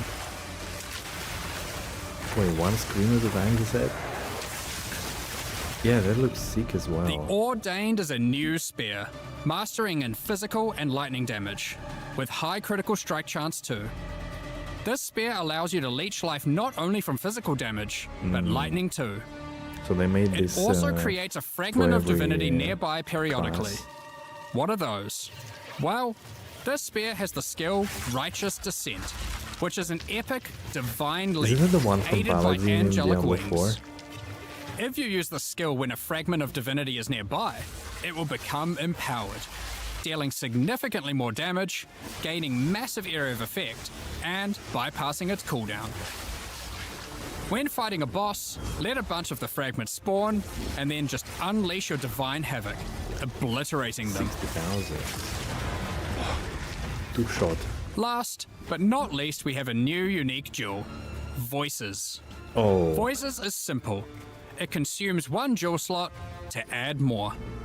There are versions that add 2 dual slots, 3 dual slots, and for those who are absurdly lucky or rich, one with 4 dual slots.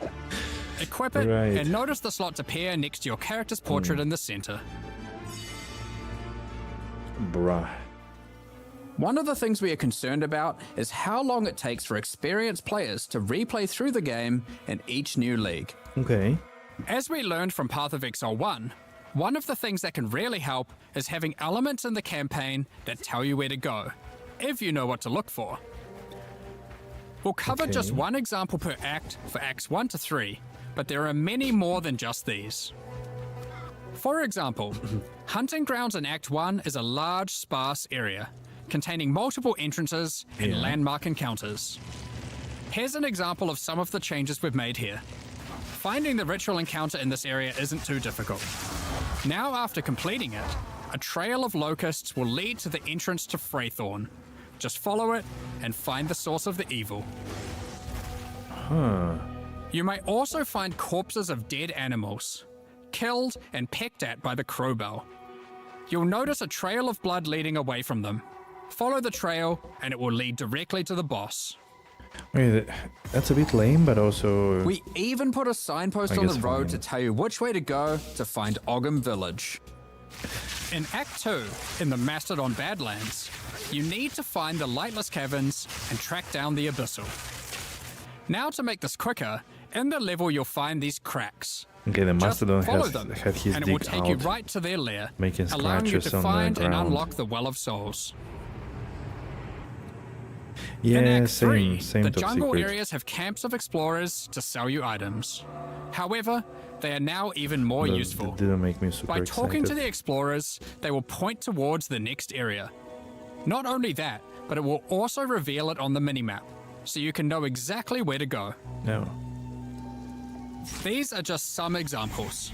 We plan to do more and more of these over time in order to streamline the skipping experience. campaign doesn't make sense. I think it's more about like Now, optimizing as the this is an layout in-game somehow. expansion, it makes sense that we would work on Atlas QOL. Make them less fucked. We've added a search box that updates live as you type.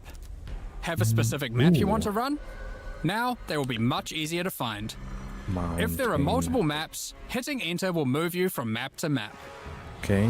Now, making a Website character build in technology. Path of Exile 2 can be pretty complex. And instead of designing a build yourself, many players enjoy following online build guides.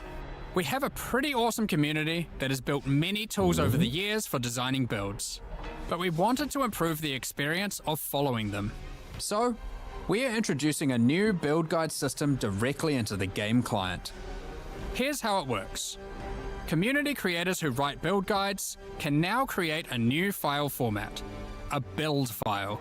Oh my god. Once downloaded, the builds appear in the in-game client, and selecting one will show you everything you need to know to make that build.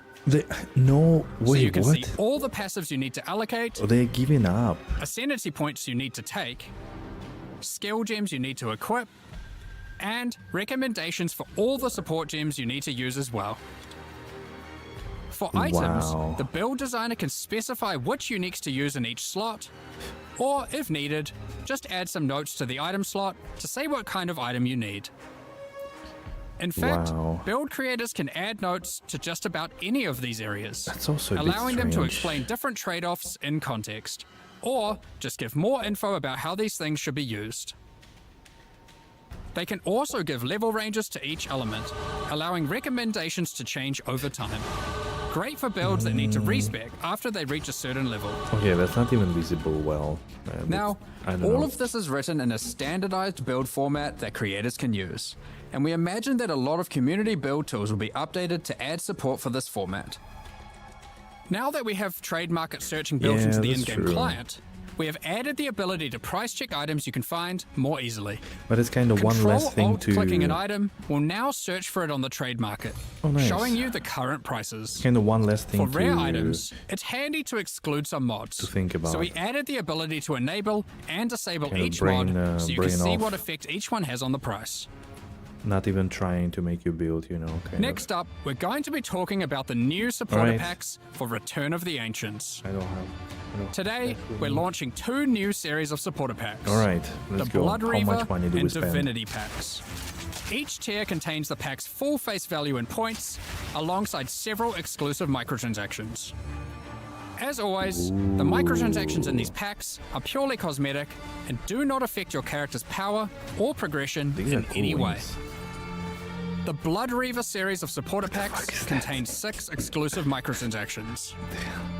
Let blood fuel your bloodshed.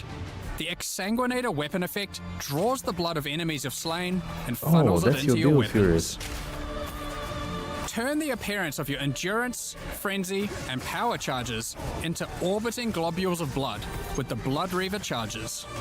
While your charges are active, these blood orbs will grow in size when you absorb more blood from nearby enemies. There are options to have pure blood charges, or charges that still display which kind of charge they are at their core. A taste for blood doesn't negate a taste for style. The Elite Blood Reaver armor features crimson leathers and golden accents to set yourself apart from uncivilized leeches. It also features a back attachment, fashioned out of the wing of a colossal bat. Alongside every Blood Reaver is their trusted gargoyle pet. Oh In shit. true gargoyle fashion, they take the form of a stone statue when you are idle, leaping into action when you're on the move again. Nice. What good is immortality if you don't have a vast mansion to come home to at the end of the day? Yeah, the hell, The like Eternal the whole Blood thing Reaver looks a supporter little pack bit like contains the Wakanda Blood Reaver Forever. Manor hideout. I don't know. This exquisite 2-story estate features an organ, a grand dining table, and cages for your visitors. You can alter the walls to create as many or few rooms as you like. Wow, the whole manor. Last but not least, the Servant of the Manor, The Quasimodo. eternally bound to the Order of the Blood Reavers. This henchman will manage your store, so you can spend more time spilling blood. Stop that. We won't disappoint you. But if we do, you've our permission to beat us most violently. The Divinity Pack series also contains 6 exclusive microtransactions. Call on Divinity to aid you in eluding enemy hits with the Divinity Dodge Roll effect. Wow, As you that's really sprint, cool. actual Divine Lightning wings will form For out of your dark back, maps, this is leaving a amazing. trail of radiance as you engage or escape from combat. For situations that are too dicey, call on the gods above to send down the Storm of Divinity portal to create Yeah, a they're safe also passage really for you nice. to retreat through. Adorn yourself with the Knight of Divinity armor set, a highly revered attire only bestowed to those deemed worthy for the divine cause. Equipping the Divine Surge character effect empowers you with a storm of divine energy. Using skills causes the storm to burst from your character, spilling raw divinity into the area around you. The Arbiter of Divinity wings are the final piece remaining to emphasize the force divinity has over this realm. This ancient precursor machine was found locked away in a highly guarded vault. Its original purpose is unclear, but it has been altered to fuel your maps using the pure, everlasting divinity within the statue. The pillars surrounding represent how many portals you have left for your map. This map device also tracks your progress as you complete the new Origins of Divinity storyline, added this expansion. Additionally, Red Fortress all map? microtransactions from the supporter packs will be made available for use in Path of Exile 1. Oh, On nice. release weekend, we will also be releasing the Return of the Ancients mystery box, which will contain 2 armor sets, a set of map devices for your in-game adventures, a new tracking scroll that records the amount of currency you've gained from the currency exchange or your shop, and much more, like a set of finisher effects and affinity stashes. That's not all, however.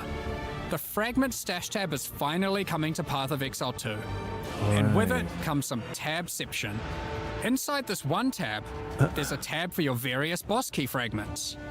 There's also a tab for all your precursor tablets, with each type of tablet getting 6 tabs of storage. Finally, there's a tab for your Jin barriers and inscribed ultimatums, both of which get their own 6 tabs. That's a lot of tabs. So that's everything in 050. This is by far the biggest update we've ever made to PoE 1 or 2.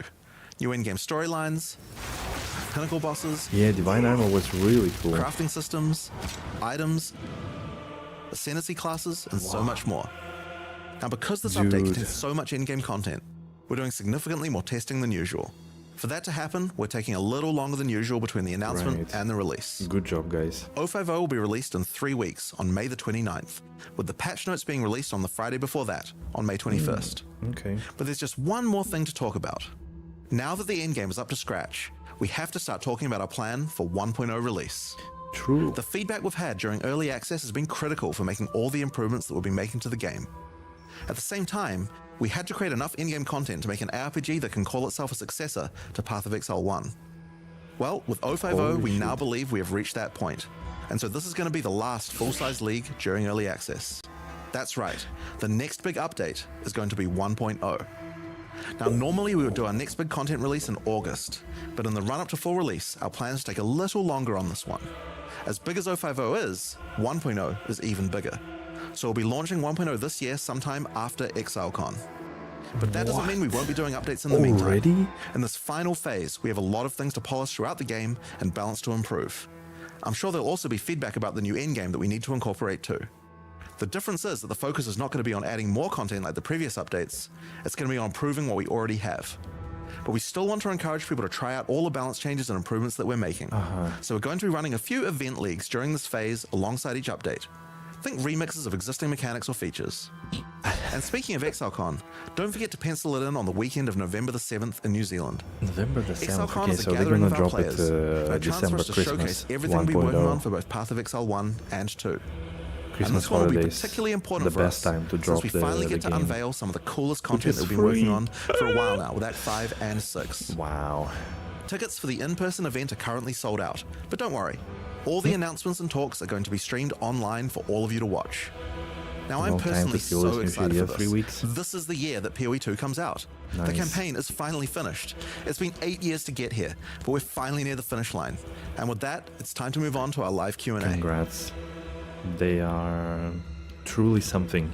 Really nice. Wow. Gentlemen. I mean... Oh, you mean 5-6 months? Yeah, that's true. That is true. Oh, they never make the sound correct. Never. Look. Wait, what happened there? Good to sit down for a nice long Q&A again, once again I mean, today. I'm liking what we they've just done. had Come on, a Yellow teaser Dot. That for was Return of the Ancients expansion insane. and its complete overhaul to just That was really every good. single thing in the end game, complete end game overhaul. The Ruins of Aldor League with a frankly somewhat confusing amount of crafting. I mean, seriously, like... things in it. It kind of keeps going. And then we've got like the It's really hard to like, again, the few things that were like, you know, that's a bit strange, like this mini speedrunner at home kind of technique. I'm not sure if it's like really the thing to do, because again, it's like it's fixing the symptoms instead of fixing the maybe the core issue of like some locations being a bit like too obscure, too difficult to navigate, blah blah blah. And maybe if it's a thing for now. And then the build guides, again, like to me, I understand why they are doing this, so that people can plug it in, but then again, kind of for those who are like on the edge of like making their own stuff or following someone's guides, that tips them over to follow the guide, I feel like. So again, like I'm not super sure about that. But for the rest, like, I mean, I really like the Atlas changes, the biomes and directions, and a bit more concrete thing. They still didn't speak about the like the running specific maps. That's something they haven't really addressed, that you cannot run maps that you want to run. Like you still have to run pretty much every layout and everything, and they didn't address some maps. Maybe they did, maybe not, but who knows. Good night, Furious. Good night. Thanks for hanging out. Kind of hoping towards seeing it, like from 0.5 onwards, you know, in the lead up to ExileCon in terms of These beats always sound like they've been dubbed over. Yeah, I'm pretty sure it is, honestly. I mean, that makes sense as well to... They want D4 good, and guys go to D4 bad, and PoE2 good. Yeah. So, yeah, I don't know. All the upgrade to all the older leagues, which really all of them felt a bit lackluster in terms of what they are and what they offer, is also great, really amazing. So, the classes, the ascendancies, again, from the first look, we always know it, like, things could look exciting, but then you go in and, like, you hit for 17 damage and that's it, right? But at least mechanically, what they introduced, all looked really good, really exciting. And finally, what else? And unique items. Yeah, I think this was also a little bit it all looked a little bit more like casual friendly, because it is an item to get and to make a build around it, which is not so common, let's say, in PoE, I feel like, or maybe not so straightforward, because all of it is like, oh, we grant you the skill or we do that. So I think, but yeah, it's still very nice though. Again, like the choice. Because of that, you are going to play this league, the Righteous Fire one? Right. Okay. No, there were a lot of cool things. And the Ascendancy Martial Artist is cool. The ability to capture or like tame the unique boss is also really cool. I mean, that's... And you've got this plan to like kind of do a little bit of wow. like some other stuff in the interim. So why did you go for this route of trying to do so much? So really nice. I don't know what else to say, guys. I hope you enjoyed, and I'm gonna stream tomorrow again. Tomorrow coming back to PD2 and to muse over all of the things. Maybe I will. I don't know if I will look a little bit into some details of what they showed today, just to have some bullet points to discuss over maybe on stream. Let's see. And yeah, that's super exciting. Good time to be an RPG fan, indeed.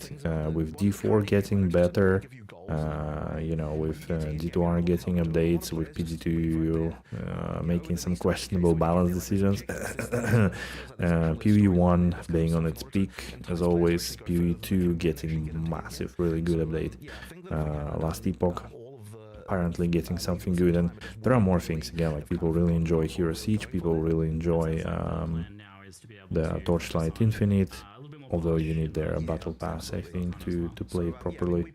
So lots of good things. Just where to find time to play all of this, I guess this is the question number uno.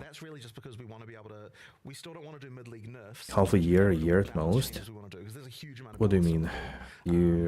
Are you planning to leave or what? Or there is like a contract end? But yeah, I was joking that my contract ends end of June. So that kind of stuff. Like, we now believe we've got the standard of where Unique needs to be. Full-time jobless, yeah, that's a bit scary though. More than ever, I feel like. I don't know. Anyways, guys, thanks a lot for hanging out. I hope you all got your drops, and I hope you all have a good rest of the day or night, and wish you all the best. Alright, see ya. Craziness that we've got for OFOBO here. We have a lot to dive into.